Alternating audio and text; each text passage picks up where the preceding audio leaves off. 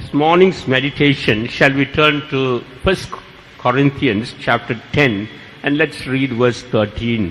இன்றைக்கு காலையில் நம்முடைய தியானத்துக்காக முதலாம் கொரிந்தியர் 10ஆம் அதிகாரம் 13ஆம் வசனத்தை வாசிப்போம். ఈ ఉదయ కాలమున మనకి ధ్యానార్థమై మొదటి కొరింథీ 10వ అధ్యాయము 13వ వాక్యం మనం చదివేదము.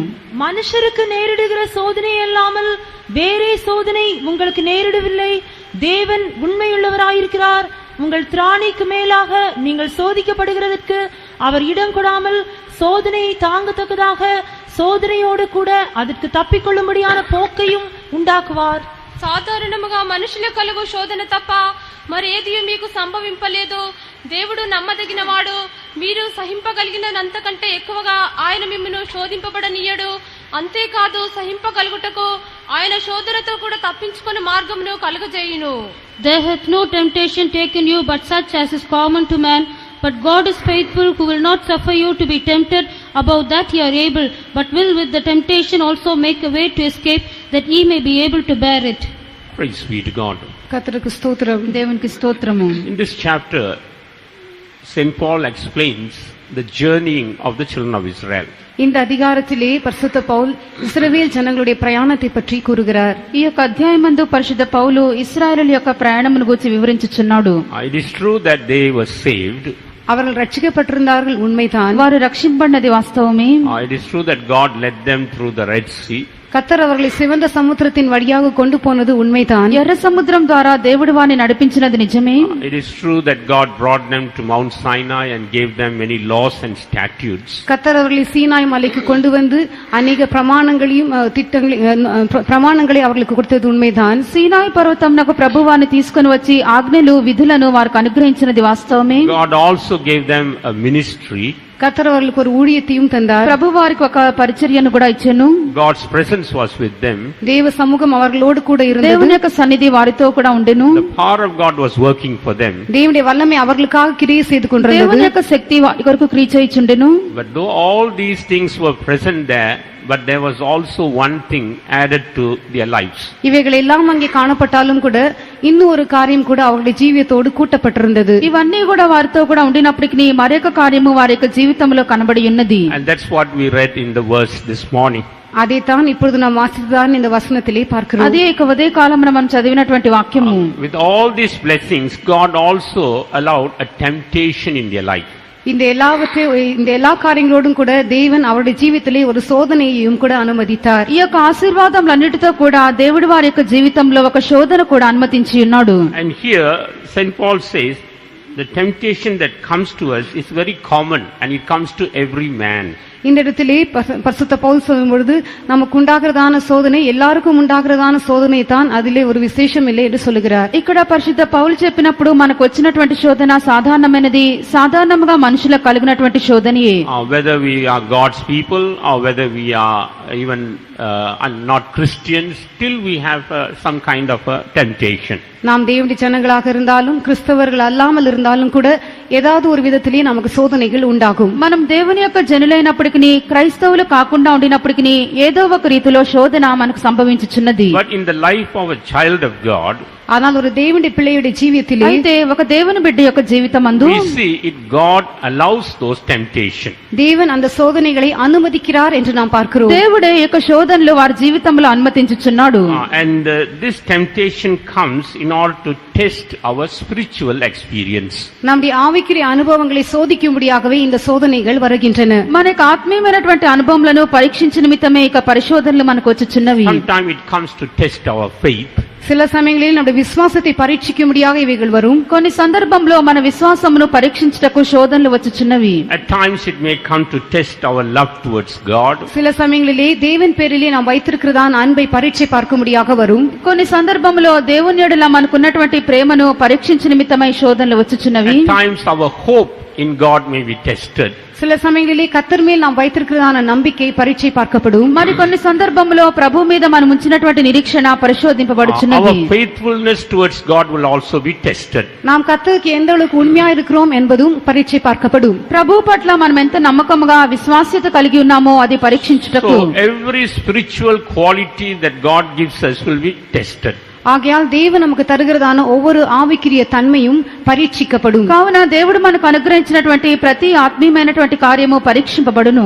That's why normally we say temptation is not sin, but yielding to temptation is sin.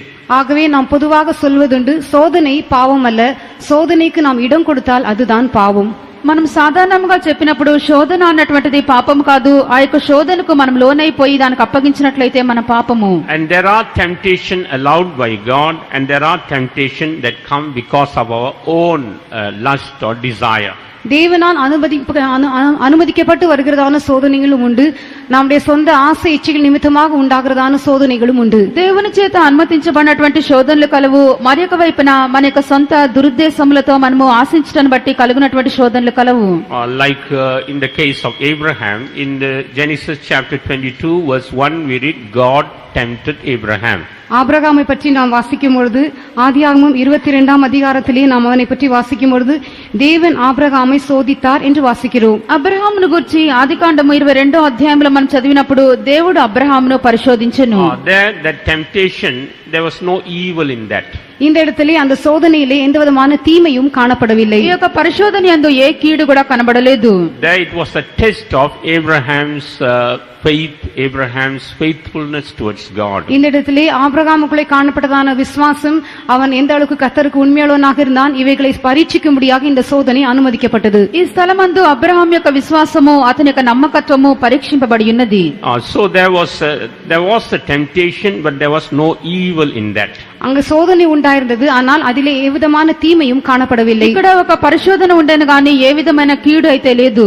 In the same manner, in the life of Job also we see a temptation. அதேவனமாக யோபின் ஜீவித்திலும் சோதனையை நாம் பார்க்கிறோம். అలాగనే యోబు జీవితంలో కూడా శోధన మనం చూడగలము.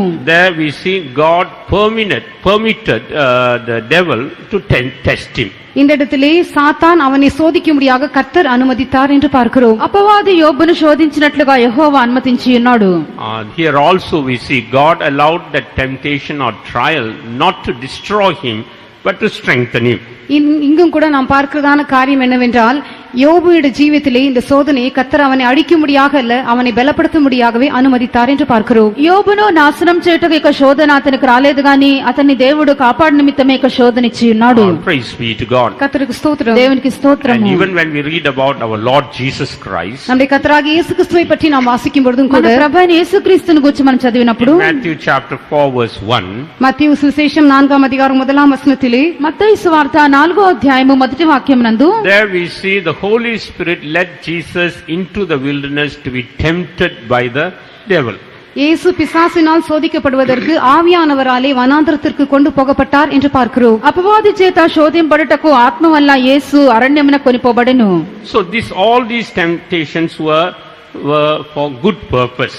ஆகையால் இந்த சோதனைகள் எல்லாம் நல்ல நோக்கத்தோடு அனுமதிக்கப்பட்டதான சோதனைகளாகும். కావున ఈ యొక్క శోధనలన్నీ కూడా మంచి ఉద్దేశంతో అనుమతించబడి ఉన్నవి. If we take the temptation in the right sense, இந்த சோதனையை நாம் சரியான எண்ணத்தோடு ஏற்றுக்கொள்வோம் என்றால், మనము సరైనటువంటి అభిప్రాయంతో ఈ శోధన మనం పరిగణించినప్పుడు, in one way it draws us closer to God. ஒரு விதத்திலே அது கர்த்தரோடு நம்மை நெருங்கி சேர பண்ணுகிறது. ఒక విధముగా ప్రభువునకు సమీపస్తులుగా చేయుచున్నది. And on the other side we see it also makes us stronger in the Lord. மறுபக்கத்திலே கர்த்தருக்குள்ளே அது நம்மை பலன் கொண்டவர்களாக, திடமுள்ளவர்களாக மாற்றுகிறது. మరొక వైపున దేవుని యందు మనల్ని బలవంతులనుగా చేయుచున్నది. And this earth is like a testing ground. இந்த பூமியானது சோதனைக்குரியதான ஒரு இடமாக ఈ காணப்படுகிறது. యొక్క భూమి పరిశోధించినటువంటి స్థలమై ఉన్నది. Before we can be taken up to heaven, we have to be tested while we are on this earth. நாம் பரலோகத்திற்கு எடுத்துக்கொள்ளப்படுவதற்கு முன்பாக இந்த பூமியிலே நாம் இருக்கும் பொழுது இங்கே நமக்கு சோதனை உண்டு. మనం పరలోకమునకు కొనిపోబడుటకు ముందుగా ఈ యొక్క భూమిలో ఉండినప్పుడే మనం పరీక్షింపబడవలెను. Praise be to God. கர்த்தருக்கு దేవునికి ஸ்தோத்திரம். స్తోత్రము. In most of the industrialized country, அதிகமாக இண்டஸ்ட்ரீஸ் காணப்படுகிறதான தேசங்களிலே కర్మాగారములు అధికంగా ఉన్నటువంటి స్థలములు యందు, in every industry, in every factory, there will be the various departments. ஒவ்வொரு தொழிற்சாலையிலும் பலவிதமான டிபார்ட்மெண்ட்கள், பகுதிகள் காணப்படும். ప్రతి కర్మాగారంలో కూడా అనేక విభాగములు కనబడుచున్నవి. One group, they will prepare the material. ஒரு பகுதியிலே அவர்கள் அந்த பொருளை உண்டாக்குவார்கள். ఒక విభాగం అందు దాని యొక్క వస్తువులను తయారు చేయుదురు. The next group, they will combine the various material. அடுத்த குழுவினர் அந்த பல பொருட்களை ஒன்றாக சேர்ப்பார்கள். మరి యొక్క విభాగం వారు తయారు చేయబడిన వస్తువులను ఏకముగా చేయుదురు. And the third group may put it into the mold to make that whatever article they want to make. அடுத்த குழுவினர் அதை ஒரு அச்சு காணப்படும் அந்த அச்சுக்குள்ளே போட்டு என்ன உருவத்தில் அதை செய்து எடுக்க வேண்டுமோ அப்படி செய்து எடுப்பார்கள். మరి యొక్క విభాగం వారు వారికి ఏ రూపం కావాలో ఆ యొక్క రూప ప్రకారముగా దాన్ని రూపించెదరు. The fourth, there may be another group who will do the final touch of polishing it.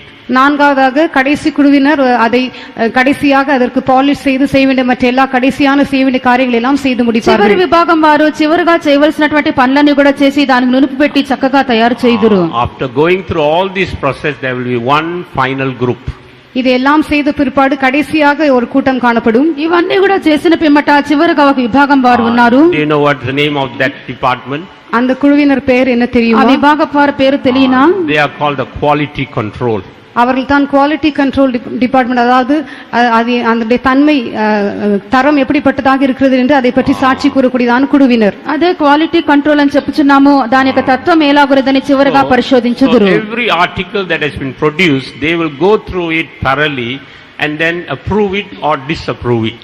அவர்கள் உண்டாக்கப்பட்டிருக்கிறதான ஒவ்வொரு பொருளையும் நன்றாக கவனித்து ஆராய்ந்து பார்த்து அது நன்றாக இருக்கிறதா இல்லையா என்று சொல்லி அதை பற்றி அவர்கள் சொல்வார்கள். తయారు చేయబడినటువంటి ప్రతి వస్తువు కూడా అది సరిగ్గా ఉన్నదా లేదా అని చెప్పి పరీక్షించి దాని గురించినటువంటి కార్యం తెలియపరచుదురు.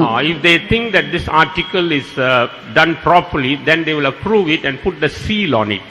இந்த ஒரு குறிப்பிட்ட பொருள் சரியான விதத்திலே செய்யப்பட்டிருக்கிறது என்று அவர்கள் ஏற்றுக்கொள்வார்கள் என்றால் அதை ஏற்றுக்கொண்டிருக்கிறோம் என்பதற்கு அடையாளமாக ஒரு முத்திரையை அதன் மேல் போடுவார்கள். గుర్తించబడినటువంటి ఒక వస్తువు అది సరిగ్గా తయారు చేయబడినదని చెప్పి దాన్ని పరీక్షించి తెలుసుకున్న పిమ్మట దానికి గుర్తుగా ఒక ముద్ర దాని మీద వేయుదురు. You can see in many of these articles there the seal approved or passed and so on.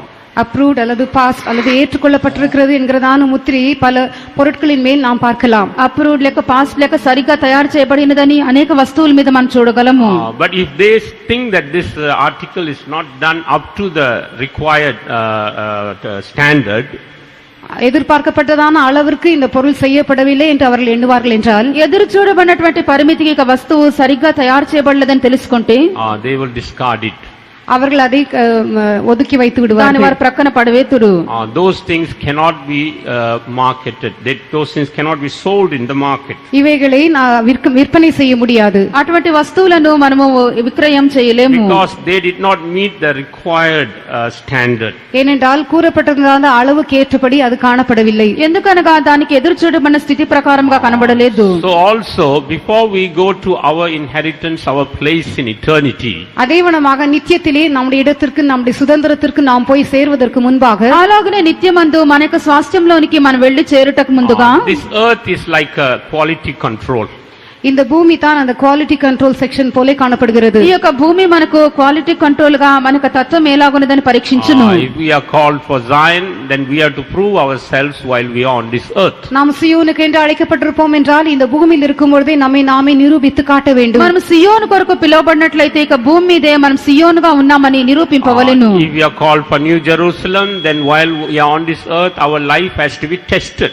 நாம் புதிய எருசலேமுக்கு என்று அழைக்கப்பட்டிருப்போம் என்றால் இந்த பூமியில் நாம் இருக்கும் பொழுதே நம்முடைய ஜீவியமானது சோதிக்கப்பட வேண்டியது அவசியமாக இருக்கிறது. నూతన యెరూషలేమునకు మనం పిలువబడినట్లయితే ఇక భూమి మీద ఉండినప్పుడే మన యొక్క జీవితము పరీక్షింపబడవలెను. So after going to heaven, God cannot do any correction in our life. நாம் பரலோகத்திற்கு போன பிற்பாடு நம்முடைய ஜீவிதத்திலே தேவனால் எந்த விதமான சீர்திருத்தங்களையும் செய்ய முடியாது. పరలోకమునకు మనం వెళ్ళిన పిమ్మట ప్రభు మన యొక్క జీవితమందు దేన్ని కూడా సరిదిద్దలేరు. So this temptations and trials makes us come closer to God and also to rise up to the standard that God desires in our life. இந்த சோதனைகள் பரீட்சைகள் எல்லாம் கர்த்தரோடு நாம் நெருங்கி சேரும்படியாக செய்வதல்லாமல் கர்த்தர் எதிர்பார்க்கிறதான அளவிற்கு நம்மை கொண்டு போய் சேர்க்கிறதாகவும் இருக்கின்றன. ఈ యొక్క శోధనలు పరీక్షలని కూడా ప్రభు మన యొక్క ఎదురు చూసినటువంటి స్థితికి మనం తీసుకొని వెళ్ళొచ్చు. ఆ యొక్క స్థితిలో మన ప్రభువునకు సమీపముగా చేయుచున్నది. Praise be to God. கர்த்தருக்கு ஸ்தோத்திரம். దేవునికి స్తోత్రము. Here we look at that word temptation in the general sense. இந்த இடத்திலே சோதனை என்கிறதான ஒரு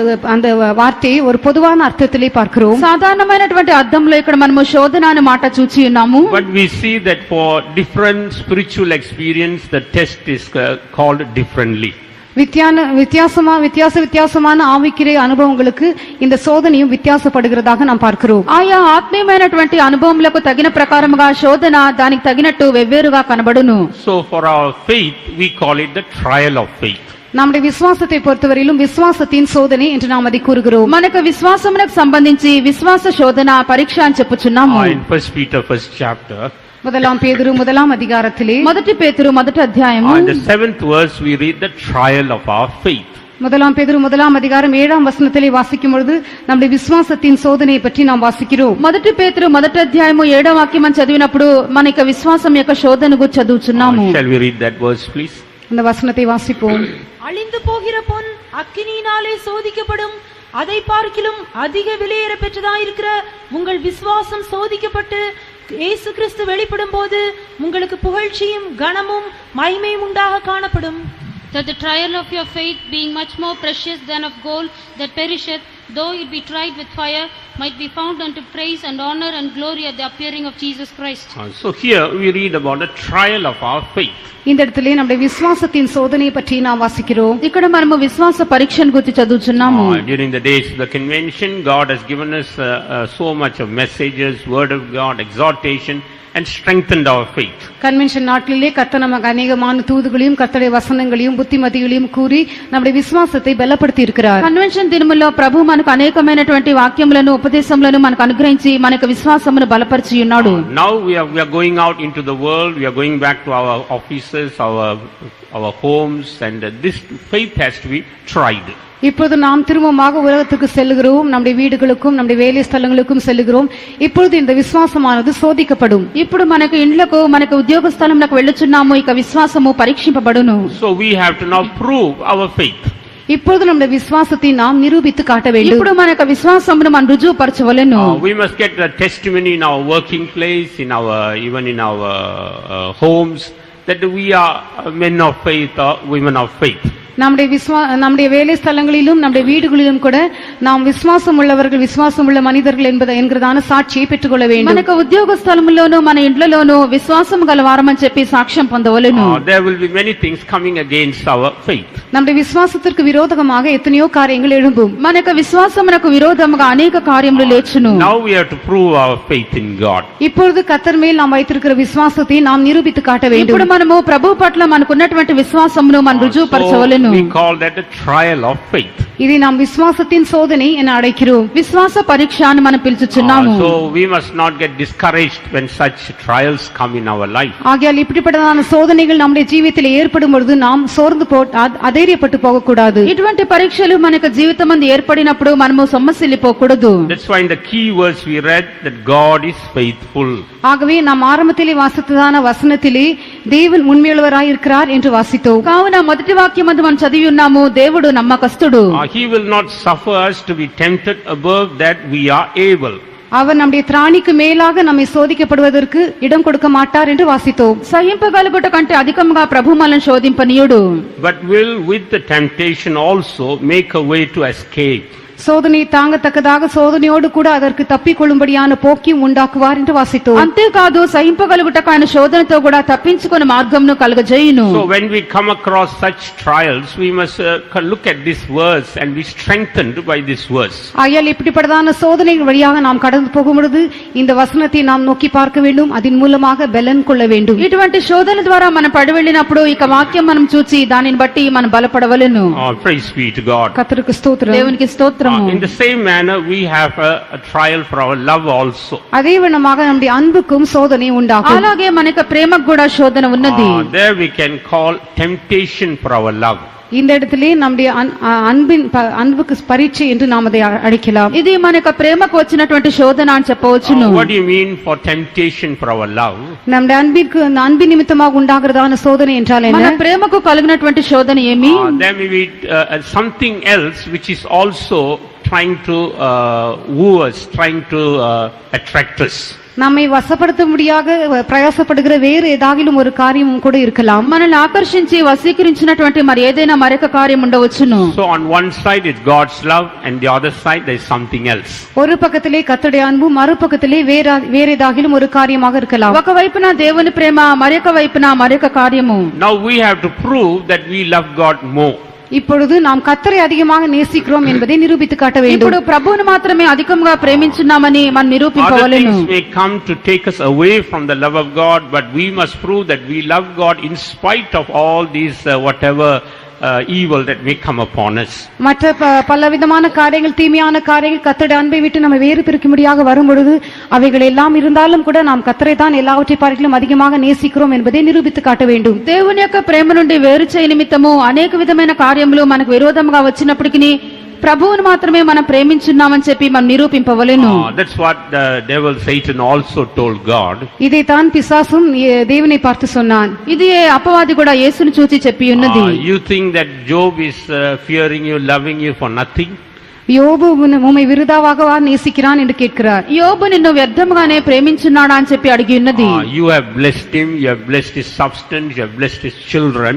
நீர் அவனையும் அவனுடைய வீட்டையும் அவனுடைய குடும்பத்தையும் நீர் அவனுக்கு உண்டாயிருக்கிற எல்லாவற்றையும் ஆசீர்வதித்திருக்கிறீர். నీవు అతనిని అతనికి ఇంటి వారిని అతని కలిగిన సమస్తమును ఆశీర్వదించి ఉన్నావు కదా. You have put a hedge round about him, round about his house, round about all that he possessed. அவனையும் அவன் வீட்டையும் அவனுக்கு உண்டான எல்லாவற்றையும் சுற்றி வேலி அடைத்திருக்கிறீர். నీవు అతనికిని అతని ఇంటి వారికిని అతని కలిగిన సమస్తమునకును చుట్టూ కంచె వేసితివి కదా. Because he is blessed and he is comfortable, protected, that's why he is loving you. அவன் ஆசீர்வதிக்கப்பட்டவனாக எல்லாவற்றிலும் சந்தோஷமாக இருக்கிறபடியினால், பாதுகாக்கப்பட்டிருக்கிறபடியினால் தான் உம்மை நேசிக்கிறான் என்று பிசாசு சொல்லுகிறான். అన్నిట్లో కూడా దీవించబడి సంరక్షణగా ఉండి సౌకర్యంతో కనబడి ఉన్నాడు గనుక నిన్ను సేవించున్నాడని చెప్పి సాతాను చెప్పును. So today the devil may say the same thing to God also. இன்று நம்மை பற்றியும் பிசாசு இதே காரியத்தை தேவனிடத்திலே சொல்லக்கூடும். మల్లను గురించి కూడా అపవాది ఇటువంటి కార్యమునే ప్రభు యొద్ద చెప్పును. So here Job was tested. இங்கே யோபு பரீட்சிக்கப்பட்டான். ఈ స్థలంలో యోబు పరీక్షింపబడి ఉన్నాడు. But he proved that he loved God not just because God blessed him or preserved him. கர்த்தர் தன்னை ஆசீர்வதித்த நிமித்தமாக அல்லது பாதுகாத்தது நிமித்தமாக மாத்திரம் அவன் கர்த்தரை அன்பு கூறவில்லை என்பதை நிரூபித்து காட்டினான். దేవుడు తన దీవించడాన్ని బట్టి తను సంరక్షించడాన్ని బట్టి ప్రభువును ప్రేమించడం లేదని చెప్పి యోబు నిరూపించి ఉన్నాడు. That's why what does Saint Paul say? ஆகவே பரிசுத்த பவுல் என்ன சொல்லுகிறார்? పరిశుద్ధ పౌలు ఏమని చెప్పెను? Read the 8th chapter of Romans 8th chapter verses 38 and 39. ரோமர் 8ஆம் அதிகாரம் 38ஆம் 39ஆம் வசனங்கள். రోమా 8వ అధ్యాయము 38 39 వాక్యములు. மரணமானாலும் ஜீவனானாலும் தேவதூதர்களானாலும் அதிகாரங்களானாலும் வல்லமைகளானாலும் நிகழ்காரியங்களானாலும் வருங்காரியங்களானாலும் உயர்வானாலும் தாழ்வானாலும் வேறெந்த சிருஷ்டியானாலும் நம்முடைய கர்த்தராகிய கிறிஸ்து இயேசுவில் உள்ள தேவனுடைய அன்பை விட்டு நம்மை பிரிக்க மாட்டாது என்று நிச்சயித்திருக்கிறேன். For I am persuaded that neither death, nor life, nor angels, nor principalities, nor powers, nor things present, nor things to come, nor height, nor depth, nor any other creature shall be able to separate us from the love of God which is in Christ Jesus our Lord. So here we find that nothing can separate us from the love of God. எந்த காரியமும் கர்த்தருடைய அன்பை விட்டு நம்மை பிரிக்க மாட்டாது என்று நாம் இங்கே பார்க்கிறோம். ఏ కార్యము కూడా దేవుని యొక్క ప్రేమ నుండి మనల్ని ఎడబాప నేరవు. In verse 35 also he says the same thing. Who shall separate us from the love of Christ? தமிழிலே 36ஆம் வசனத்திலும் கூட இதே காரியத்தை அவர் சொல்லுகிறார். கிறிஸ்துவின் அன்பை விட்டு நம்மை பிரிப்பவன் யார்? 35వ వాక్యమందు కూడా ఇదే కార్యము. క్రీస్తు ప్రేమ నుండి మనల్ని ఎడబాపువాడు ఎవడు? Shall tribulation or distress or persecution or famine or nakedness or peril or sword? உபத்திரவமோ வியாகுலமோ துன்பமோ பசியோ நிர்வாணமோ நாசமோசமோ பட்டயமோ. శ్రమయైనను బాధయైనను హింసయైనను కరువైనను వస్త్రహీనతైనను ఉపద్రవమైనను ఖడ్గమైనను. Praise be to God. கர்த்தருக்கு ஸ்தோத்திரம். దేవునికి స్తోత్రము. So all these things should come, and in spite of that we should love God. இவைகளை எல்லாம் நாம் சந்திக்க வேண்டும். ஆனாலும் கூட நாம் கர்த்தரிலே அன்பு கூற வேண்டும். ఇవన్నీ కూడా మనం ఎదుర్కొనవలెను. వీటన్నిటిలో కూడా మనం దేవుని మనం ప్రేమింపవలెను. That is one aspect. இது ஒரு பகுதி. ఇది ఒక అంశము. On the other aspect, God will not allow more than what we can bear. மறுபகுதியிலே நம்முடைய திராணிக்கு மிஞ்சின ஒரு சோதனையும் கர்த்தர் நமக்கு அனுமதிக்க மாட்டார். మరొక వైపున మనం సహింపగలిగిన కంటే ఎక్కువగా దేవుడు శోధన అనుమతింపడు. More than what we know about ourselves, God knows us better. நம்மை பற்றி நாம் அறிந்திருக்கிறதை பார்க்கிலும் கர்த்தர் இன்னும் அதிகமாக நம்மை நன்றாக அறிந்திருக்கிறார். మనలను గూర్చి మనం మెరుగుట కంటేను మన యొక్క దేవుడు మనలను గూర్చి బాగా ఎరిగి ఉన్నాడు. So God will not allow anything beyond our strength. ஆகவே நம்முடைய பலத்திற்கு மிஞ்சின ஒரு காரியத்தையும் கர்த்தர் அனுமதிக்கவே மாட்டார். కావున మనము సహింపగలిగినంతకంటే ఎక్కువగా ప్రభు మనకు ఏ శోధన అనుమతింపడు. But what is human tendency? மனுஷ தன்மை என்ன? మనుష్య తత్వం ఏమైనది? He always thinks that he is the one who is suffering the most in this world. இந்த உலகத்திலே நான் தான் எல்லாரை பார்க்கிலும் அதிகமாக பாடுபடுகிறேன் என்று எண்ணிக்கொள்வான். ఈ యొక్క లోకంలో అందరికంటే నేనే అధికంగా శ్రమపడుచున్నానని అనుకుంటున్నాడు. I will be thinking I am the one who is suffering the most. நான் நினைத்துக் கொள்வேன் நான் தான் எல்லாரை பார்க்கிலும் அதிகமாக பாடுபடுகிறேன் என்று. నేను అనుకుంటున్నాను అందరికంటే నేనే అధికంగా శ్రమపడుచున్నానని. That brother there will think that he is suffering the most. அங்க இருக்கிறான் அந்த சகோதரன் நினைப்பார் அவர்தான் எல்லாரை பார்க்கிலும் அதிகமாக பாடுபடுவதாக. మరి ఒక సహోదరుడు చెప్పును నేనే అందరికంటే అధికంగా శ్రమపడుచున్నాను. That sister there will think nobody in the world is suffering like me. அந்த சகோதரன் நினைப்பார்கள் இந்த உலகத்திலேயே யாருமே என்னை போல பாடுபடவில்லை ఆ என்று. సహోదరి తలంచును లోకంలో నా వల్ల ఎవరు కూడా శ్రమ పడరు. While once we were talking to somebody, ஒரு முறை நாங்கள் ஒருவரிடத்தில் பேசிக் கொண்டிருந்தோம். ఒక సందర్భంలో ఒకరితో నేను మాట్లాడుచున్నప్పుడు and that person was relating to us all the problems. அவர்கள் தங்களுடைய பிரச்சனைகள் எல்லாம் எங்களுக்கு சொல்லிக் கொண்டிருந்தார்கள். వారు తమ యొక్క సమస్యలన్నీ కూడా మాతో చెప్పుచూ ఉండిరి. And in between a phone call came. இடையிலே ஒரு தொலைபேசி செய்தி வந்தது. మధ్యలో ఒక ఫోన్ కాల్ వచ్చి ఉన్నది. And in the phone somebody told a problem and we had to pray for that person. அந்த தொலைபேசியிலே யாரோ தங்களுடைய பிரச்சனை எங்களுக்கு சொன்னார்கள். நாங்கள் அவர்களுக்காக ஜெபிக்க வேண்டியதாயிற்று. ఆ యొక్క ఫోన్ లో ఎవరో తమ యొక్క సమస్యలు తెలియపరిచినారు. మేము వారి కొరకు ప్రార్థింపవలెను. After that prayer, அந்த ஜெபம் முடிந்த பிற்பாடு ప్రార్థించిన పిమ్మట this person who was telling her problems was so upset. தன்னுடைய பிரச்சனையை சொல்லிக் கொண்டதான அந்த சகோதரி மிகவும் கலக்கம் அடைந்தார்கள். తన యొక్క సమస్యల్ని చెప్పుకొంచున్నటువంటి ఈ యొక్క వ్యక్తి చాలా దిగజారిపోయినాడు. How can you just leave me and go and pray for another person in that phone? நீங்கள் எப்படி என்னை விட்டுவிட்டு அந்த தொலைபேசியிலே வேறு ஒருவருக்காக போய் ஜெபிக்கலாம் என்று கேட்டார்கள். మీరు ఏలాగున నన్ను విడిచిపెట్టి ఆ యొక్క ఫోన్ లో మీతో మాట్లాడిన వ్యక్తి కొరకు మీరు ప్రార్థింపగలరని చెప్పి అడిగాను. My problem is greater than hers, that person's problem. என்னுடைய பிரச்சனை அந்த சகோதரியுடைய பிரச்சனையை பார்க்கிலும் பெரியது என்று சொன்னார்கள். నా యొక్క సమస్య ఆ యొక్క సహోదరి యొక్క సమస్య కంటే గొప్పదని చెప్పాను. So everyone thinks their problem is the greatest or the worst. ஆகையால் ஒவ்வொருவரும் தங்கள் பிரச்சனை தான் மிகவும் பெரியதென்றும் தங்கள் பிரச்சனை தான் எல்லாருடைய பிரச்சனை பார்க்கிலும் மிகவும் மோசமானதென்றும் எல்லாரும் எண்ணிக்கொள்கிறார்கள். కావున అందరూ కూడా తమ యొక్క సమస్య గొప్పదనియు అందరి సమస్యల కంటే కూడా తమ యొక్క సమస్య ఘోరం అని చెప్పి అనుకొనిచున్నారు. But what does the word of God say? ஆனால் கர்த்தருடைய வசனம் என்ன అయితే சொல்லுகிறது? వాక్యం ఏమని చెప్పుచున్నది? God will not allow us to be tempted above our strength or beyond our strength. கர்த்தர் நம்முடைய திராணிக்கு மேலாக நம்முடைய திராணிக்கு மிஞ்சி நம்மை சோதிக்க மாட்டார். మనము సహింపగలిగినంతకంటే ఎక్కువగా మనల్ని శోధింపనీయుడు. If at all you think that something very serious has come, that shows that God knows you can take it. That's why he has allowed that trial. மிகவும் மோசமான பயங்கரமான ஒரு சோதனை உங்களுக்கு நேரிடும் என்றால் அந்த சோதனை சகிக்க நீங்கள் திராணி உள்ளவர்களாக இருக்கிறீர்கள் என்று கர்த்தர் அறிந்திருக்கிறபடியால் தான் அதை அனுமதித்திருக்கிறார் என்று விளங்கிக் கொள்ள வேண்டும். ఒకవేళ ఒక ఘోరమైనటువంటి శోధన మీకు జీవితంలో వచ్చినట్లయితే మీరు దాన్ని సహింపగలగరని ప్రభు తెలుసుకొని ఉన్నాడు. కావున అనుమతించి ఉన్నాడని చెప్పి తెలుసుకొని And we ఉండవలెను. must go on believing that word and praising God. அந்த வசனத்தை நாம் விசுவாசித்து கர்த்தரை ஸ்தோத்திரித்துக் கொண்டே இருக்க ఆ வேண்டும். యొక్క మాటను మనం విశ్వసించి ప్రభువును స్తోత్రించి Then ఉండవలెను. we can see new strength coming into us. அப்பொழுது நமக்குள்ளே புதிய பெலன் உண்டாவதை நாம் பார்க்கலாம். అప్పుడు మన జీవితంలో నూతన బలము కలుగుట మనం చూడగలము. And not only that, we will be able to see a way of escape. அது மாத்திரமல்ல தப்பித்துக் கொள்ள முடியாத ஒரு போக்கியும் நம்மால் கண்டு கொள்ள முடியும். అంతేకాదు శోధనలో తప్పించుకున్నటువంటి మార్గం కూడా మనకు కలుగజేయును. Praise be to God. கர்த்தருக்கு ஸ்தோத்திரம். దేవునికి స్తోత్రము. Even Jesus had to go through such trials. இயேசுவும் கூட இப்படிப்பட்டதான சோதனைகள் வழியாக கடந்து போக வேண்டியதாக இருந்தது. యేసు కూడా ఇటువంటి శోధన ద్వారా వెళ్ళవలసి వచ్చెను. He had to face the devil directly. அவர் சாத்தானை நேரடியாக சந்திக்க வேண்டியதாக இருந்தது. తిన్నగా సాతాన్ని ఎదుర్కొనవలసి వచ్చెను. Then he had trials from the people. அதற்கு பிற்பாடு ஜனங்கள் மூலமாக சோதனை உண்டானது. జనుల నుండి అతనికి శోధనలు కలిగెను. He had also trials from his own disciples. தன்னுடைய சொந்த சீஷர் மூலமாக அவருக்கு சோதனைகள் உண்டான. తన యొక్క సొంత శిష్యుల ద్వారా తనకు శోధనలు That's వచ్చెను. why the word of God says he was tempted in all points. ஆகவே வேதவசனம் சொல்கிறது அவர் எல்லா காரியங்களிலும் நம்மை போல சோதிக்கப்பட்டவராக இருந்தார் என்று. కావున వాక్యం మనం చెప్పుచున్నది అన్ని విధములు కూడా మనవలనే ఆయన శోధింపబడి ఉన్నాడు. So Jesus has gone through every path that we are going through.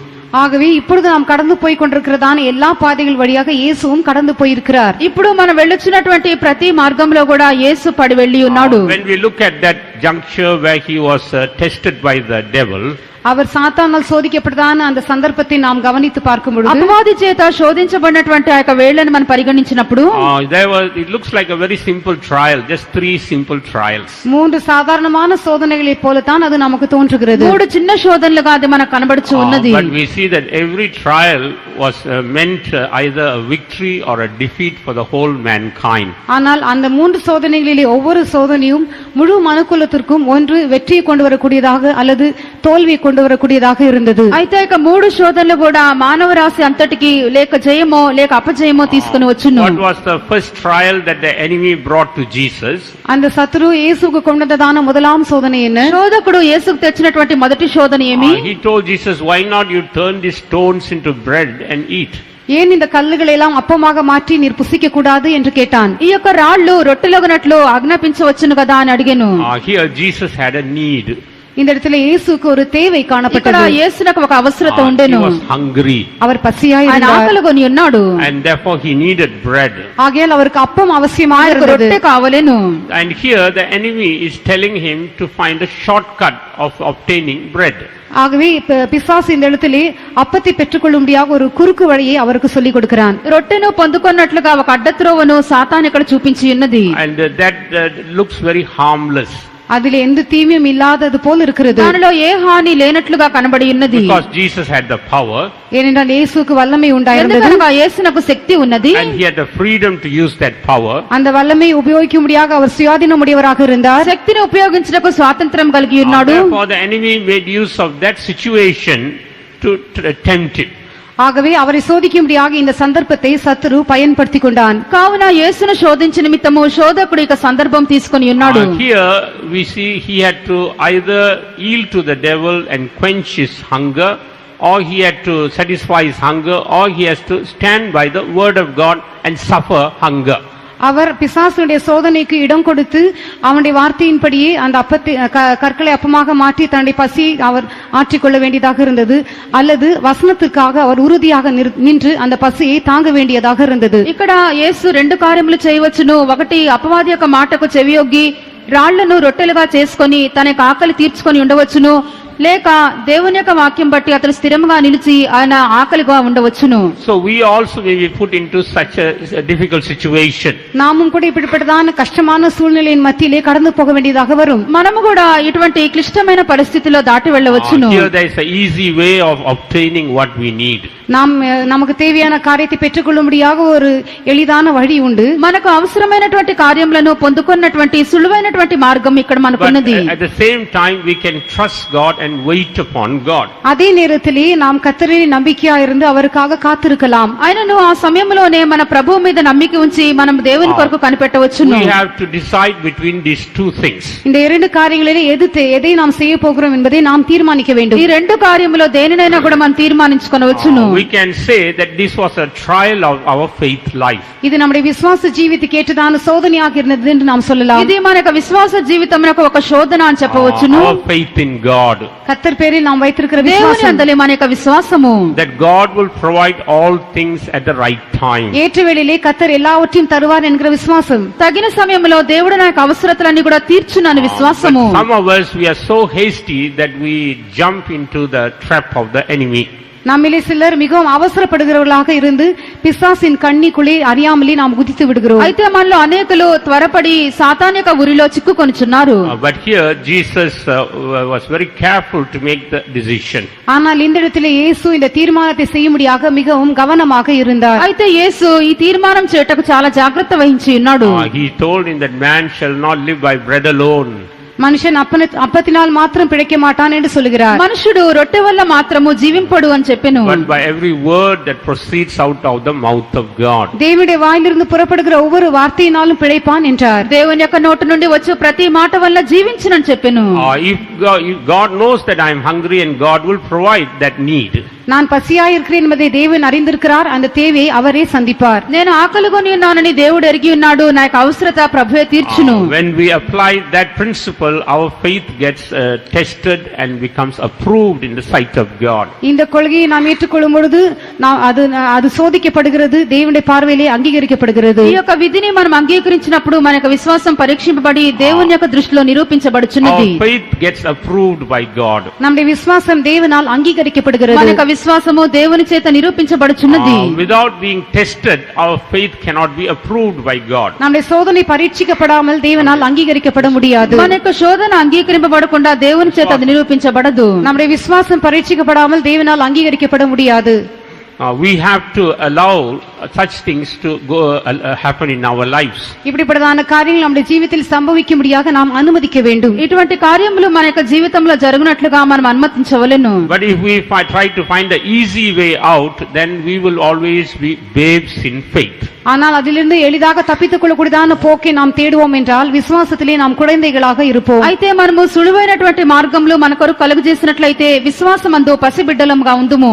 Praise be to God. கர்த்தருக்கு దేవునికి ஸ்தோத்திரம். స్తోత్రము. When we look at the next trial that Jesus faced, இயேசு சந்தித்ததான அடுத்த சோதனையை நாம் கவனிக்கும் பொழுது యేసు ఎదుర్కొన్నటువంటి రెండవ శోధన చూచినప్పుడు the devil told him to jump from the pinnacle of the temple.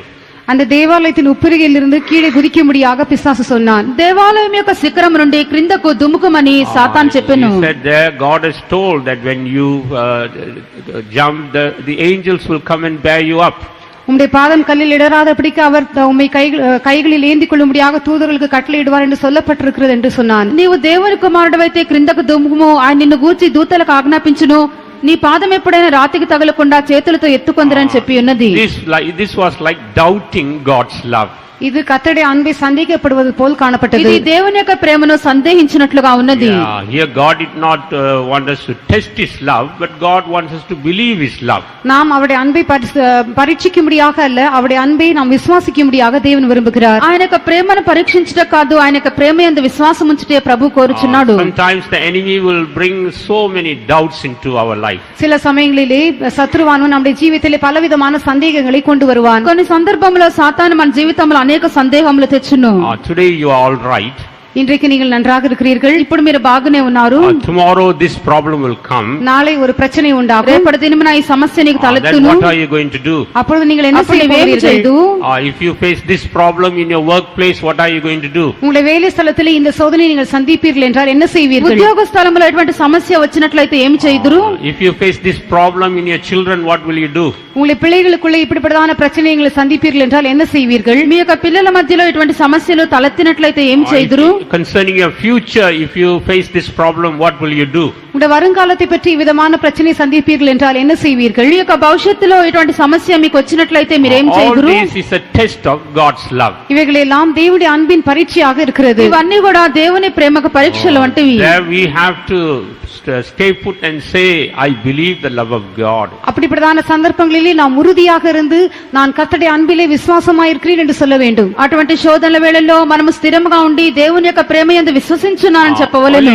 Only then we can overcome and become more than conquerors in our faith and love towards God. அப்பொழுது மாத்திரமே கர்த்தர் மேலில் நாம் வைத்திருக்கிற விசுவாசம் அன்பு இவைகளிலே முற்றிலும் ஜெயம் கொண்டவர்களாக நாம் மாற முடியும். అప్పుడు మాత్రమే మనం జయించిన వారమై ప్రభునందుంచిన విశ్వాసంలోను ప్రేమలోను అత్యధికమైన విజయము సాధింపగలము. And thirdly, we see how he showed Jesus the glories of this world. மூன்றாவதாக எப்படி சாத்தான் இயேசுவுக்கு இந்த உலகத்தின் ராஜ்யங்களின் மகிமையை எல்லாம் காட்டினான் என்று பார்க்கிறோம். మూడవదిగా అపవాది యేసు యొద్ద ఈ లోక రాజ్యముల యొక్క మహిమను చూపించి ఉన్నది.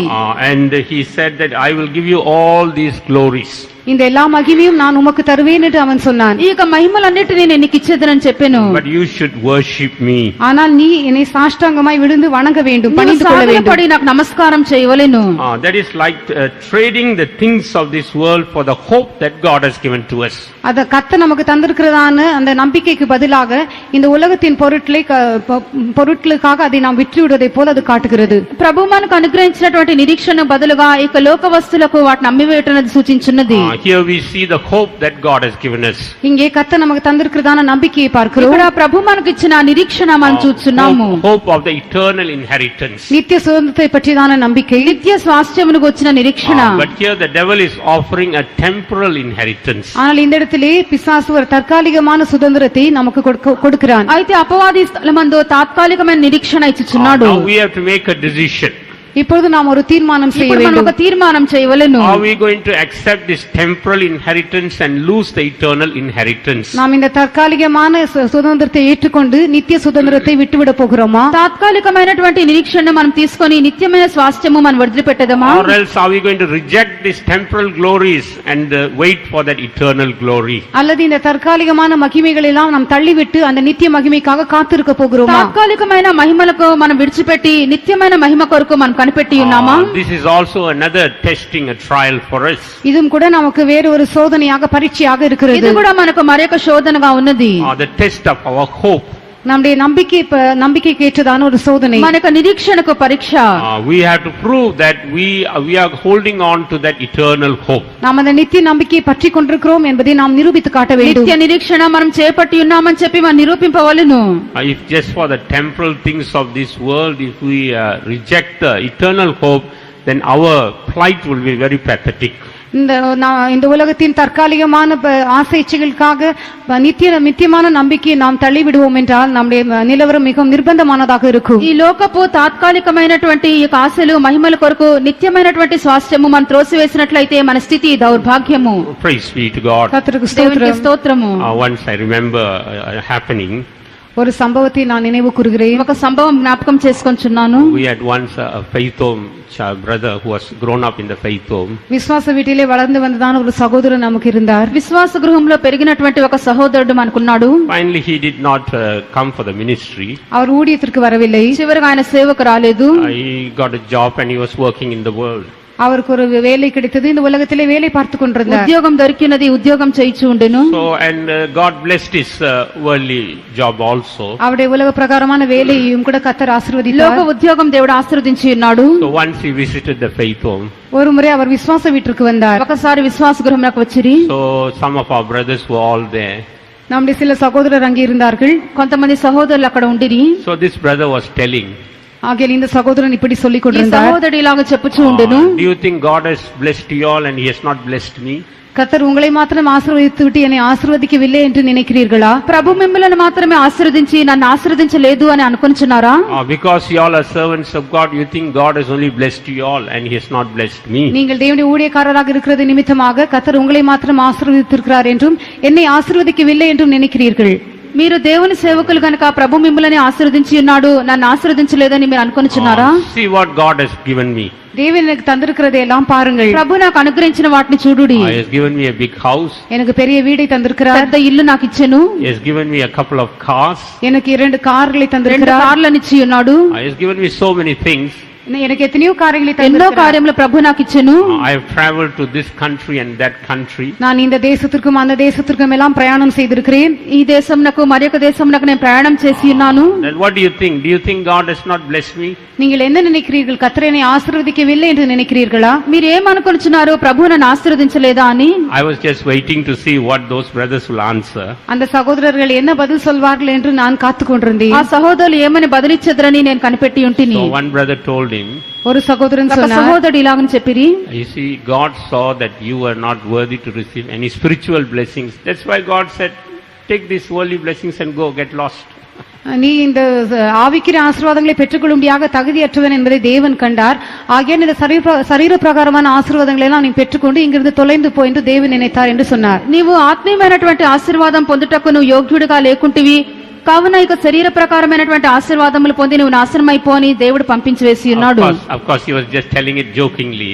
அவர் விளையாட்டுத்தனமாக தான் அதை சொன்னார். అతడు ఆటగా ఇవన్నీ కూడా చెప్పుచుండెను. The other brother could not answer anything. மற்ற சகோதரனால் ஒன்று பதில் பேச முடியவில்லை. మరొక సహోదరుడు ఏమి కూడా చెప్పలేకపోయినాడు. He said you couldn't receive any eternal blessing. That's why God said at least receive some perishable blessings and have your own way.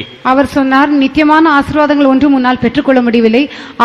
ஆகையால் ஒழிந்து போகிறதான ஏதாவது ஒரு ஆசீர்வாதத்தை பெற்றுக்கொண்டு உனக்கு விருப்பமான விதத்திலே ஜீவித்துக் கொள்ள கர்த்தர் விட்டு விட்டார் என்று சொன்னார். నిత్యమైన ఆశీర్వాదం లేది కూడా పొందలేకపోయినాడు. కావున లోక ప్రకారమైన ఆశీర్వాదం పొంది నీ ఇష్టానుసారంగా జీవించమని ప్రభు విడిచిపెట్టి ఉన్నాడు. So we have to make the right decision.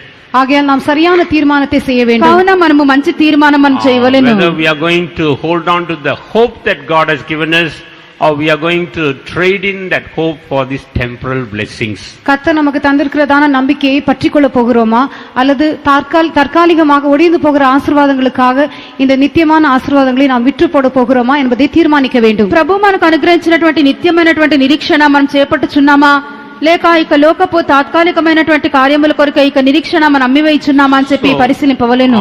But to stand for that hope, we have to go through affliction. ஆனால் அந்த நம்பிக்கைக்காக உறுதியாக நிற்கும்படியாக நாம் பலவிதமான நெருக்கங்கள் வழியாக கடந்து போக வேண்டும். అయితే ఇక నిరీక్షణ కొరకు మనం నిలవబడే నిమిత్తము అనేకమైన శ్రమల ద్వారా మనం పడి వెళ్ళవలెను. Sometimes we may have to be even afflicted in the body. சில சமயங்களிலே சரீரத்திலும் கூட நாம் ஒடுக்கப்பட வேண்டியதாக இருக்கும். కొన్ని సందర్భముల్లో మన యొక్క శరీరం అందు కూడా బాధపడవలసి వచ్చును. Look at Job, he was afflicted in the body. யோபை கவனித்து பாருங்கள், சரீரத்திலே அவன் ஒடுக்கப்பட்டான். యోబును చూడుడి, శరీరం అందు కూడా బాధపడి ఉన్నాడు. But what was his confession? ஆனால் அவனுடைய அறிக்கை என்னவாக இருந்தது? ఆయనను అతనికి ఒప్పుకోలు ఏమై ఉండును? When we turn to Job chapter 19, யோபு 19ஆம் அதிகாரத்தை நாம் வாசிக்கும் பொழுது, యోబు 19వ అధ్యాయంలో మనం చదివినప్పుడు there we see from verse 25, for I know that my Redeemer liveth, and that he shall stand at the latter day upon the earth. 25ஆம் வசனத்தை வாசிக்கும் பொழுது, என் மீட்பர் உயிரோடு இருக்கிறார் என்றும் அவர் கடைசி நாளில் பூமியின் மேல் நிற்பார் என்றும் நான் அறிந்திருக்கிறேன். 25వ వాక్యమందు నా యొక్క విమోచకుడు సజీవుడనియు తరువాత ఆయన భూమి మీద నిలిచిననియు నేను ఎరుగుదును. And though after my skin worms destroy this body, yet in my flesh shall I see God. இந்த என் தோல் முதலானவைகள் அழிந்து போன பின்பு நான் என் மாம்சத்தில் இருந்து தேவனை பார்த்தேன். ఈలాగు నా చర్మము చీకిపోయిన తర్వాత శరీరంతో నేను దేవుని చూచెదను. Whom I shall see for myself, and mine eyes shall behold, and not another, though my reins be consumed within me. அவரை நானே பார்ப்பேன், அந்நிய கண்கள் அல்ல, என் கண்களே அவரை காணும். இந்த வாஞ்சால் என் உள்ளேந்திரியங்கள் எனக்குள் சோர்ந்து போகிறது. నాలో నా యొక్క అంతరింద్రియములు కృషించి ఉన్నవి, నా మట్టుకు నేనే చూచెదను, మరి ఎవరునూ కాదు, నేనే కన్నులారా ఆయనను చూచెదను. So here Job makes a confession of his hope. இந்த இடத்திலே யோபு தன்னுடைய நம்பிக்கையை அறிக்கை செய்கிறான். ఇక్కడ యోబు తన నిరీక్షణ ఒప్పుకోలు Though చేయుచున్నాడు. he was going through much affliction in the body, சரீரத்தில் அதிகமாக அவன் பாடுகளை சகித்துக் கொண்டிருந்தாலும் கூட శరీరం అందు అధికముగా బాధపడుచున్నను, but he had a hope before him. அவனுக்கு முன்பாக ஒரு நம்பிக்கை అతని காணப்பட்டது. ఎదుట ఒక నిరీక్షణ ఉండెను. He had the hope of resurrection. உயிர்த்தெழுதலின் நம்பிக்கையுடையவனாக నిరీక్షణ இருந்தான். కూర్చున్నటువంటి ఒక నిరీక్షణ That's why ఉండెను. he says, I know my Redeemer liveth. ஆகவே என் மீட்பர் உயிரோடு இருக்கிறார் என்று அவன் சொல்லுகிறான். పునరుత్థానం గురించి నిరీక్షణ ఉండెను, కావున నా విమోచకుడు సజీవుడు అని చెప్పెను. When we hold on to our hope, we must confess like Job. அந்த நேரங்களிலே யோபை போல நாம் அறிக்கை செய்ய ఆ வேண்டும். సందర్భంలో యోబు వలె మనం ఒప్పుకోలు చేయవలెను. Only then we will be able to stand firm and become ready for that eternal kingdom. அப்பொழுது மாத்திரமே நாம் உறுதியாக நின்று அந்த நித்திய ராஜ்யத்திற்காக ஆயத்தப்பட முடியும். అప్పుడు మాత్రమే స్థిరంగా నిలిచి నిత్యమైనటువంటి రాజ్యములకు సిద్ధపడగలము. Only then we can pass that quality test. அப்பொழுது மாத்திரமே அந்த குவாலிட்டி டெஸ்ட் அதிலே நாம் பாஸ் செய்ய முடியும். మనకు గుణము ఎంత ఉన్నదని చెప్పి మనల్ని పరీక్షించినటువంటి ఆ పరీక్షలో ఉత్తీర్ణులు కాగలము. Praise be to God. கர்த்தருக்கு ஸ்தோத்திரம். దేవునికి స్తోత్రము. Further, when we read in the word of God, we see that this temptation comes in various ways. தொடர்ந்து நாம் வேதத்திலே வாசிக்கும் பொழுது இந்த சோதனைகள் பலவிதமாக வருகிறதாக பார்க்கிறோம். ఇంకను వాక్యంలో చదివినప్పుడు ఇక శోధనలు పలు రీతిలుగా మనకు వచ్చుచున్నవి. In certain temptations, we have to overcome them by abstaining. சில சோதனைகளிலே நாம் எதிர்த்து நின்று அவைகளை மேற்கொள்ள வேண்டும். కొన్ని శోధనలు మనం చూచినప్పుడు వాటిని ఎదిరించడం ద్వారా మనం జయింపవలెను. Like in 1 Peter 2nd chapter verse 11. முதலாம் பேதுரு 2ஆம் அதிகாரம் 11ஆம் வசனத்திலே சொல்லப்பட்டபடி, మొదటి పేతురు 2వ అధ్యాయము 11వ వాక్య ప్రకారము, Read that verse, please. இந்த வசனத்தை வாசிப்போம்.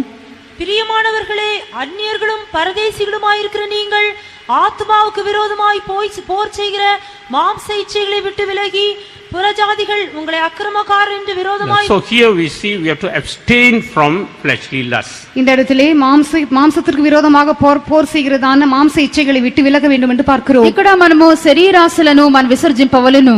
So here we overcome by abstaining. இந்த இடத்திலே நாம் எதிர்க்கிறதின் மூலமாக நாம் மேற்கொள்கிறோம். వాటిని విసర్జించడం వల్ల మనం వాటిని జయింపవలెను. Refraining means vittu vilagirathu. நாம் விட்டு விலகிறதன் மூலமாக நாம் மேற்கொள்கிறோம். విసర్జించడాన్ని బట్టి మనం జయింపవలెను.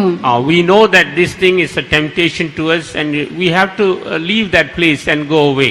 இந்த காரியம் நமக்கு ஒரு சோதனையாக இருக்கிறது என்று நாம் அறிந்து கொள்ளும் பொழுது அந்த இடத்தை விட்டு நாம் விலகி போக வேண்டும். ఈ కార్యం మనకు శోధనగా ఉందని తెలిసినప్పుడు దాని నుండి మనం వెడలిపోవలెను. That shows God has given us the power to leave that thing or to refrain from that thing. ஆகையால் இந்த காரியத்தை விட்டு விலகி அதை செய்யாமல் இருக்கும்படியாக கர்த்தர் நமக்கு அதற்கேற்ற வல்லமையை தந்திருக்கிறார் என்பதை அது காட்டுகிறது. ఈ కార్యం చేయకుండా దాని నుండి తొలగిపోటకు దేవుడే మనకు శక్తి అనుగ్రహించినాడని అర్థము. God knows our strength and he will not allow temptation to come beyond that level. கர்த்தர் நம்முடைய பெலன் எவ்வளவு என்று அறிந்திருக்கிறார். அதற்கு மிஞ்சினதான சோதனை அவர் அனுமதிக்க மாட்டார். మన సహింపగలిగినటువంటి శక్తి ప్రభు ఎరిగి ఉన్నాడు. దానికంటే అధికముగా ప్రభు అనుమతింపడు. So here we overcome by abstaining. ஆகவே இந்த இடத்திலே நாம் விட்டு விலகுவதன் மூலமாக நாம் ஜெயம் கொள்கிறோம். ఇక్కడ మనం విసర్జించడాన్ని బట్టి మనం జయించుచున్నాము. When we read in 2 Timothy 2nd chapter verse 22, இரண்டாம் தீமோத்தேயு 2ஆம் அதிகாரம் 22ஆம் வசனத்தை நாம் வாசிக்கும் பொழுது 2 తిమోతి 2వ అధ్యాయము 22వ వాక్యం మనం చదివినప్పుడు there we have to overcome by fleeing, running away. இந்த இடத்திலே விலகி ஓடுவதன் மூலமாக சில காரியங்களை நாம் மேற்கொள்ள வேண்டும். ఇక్కడ నుండి మనము పారిపోవటాన్ని బట్టి మనం జయింపవలెను.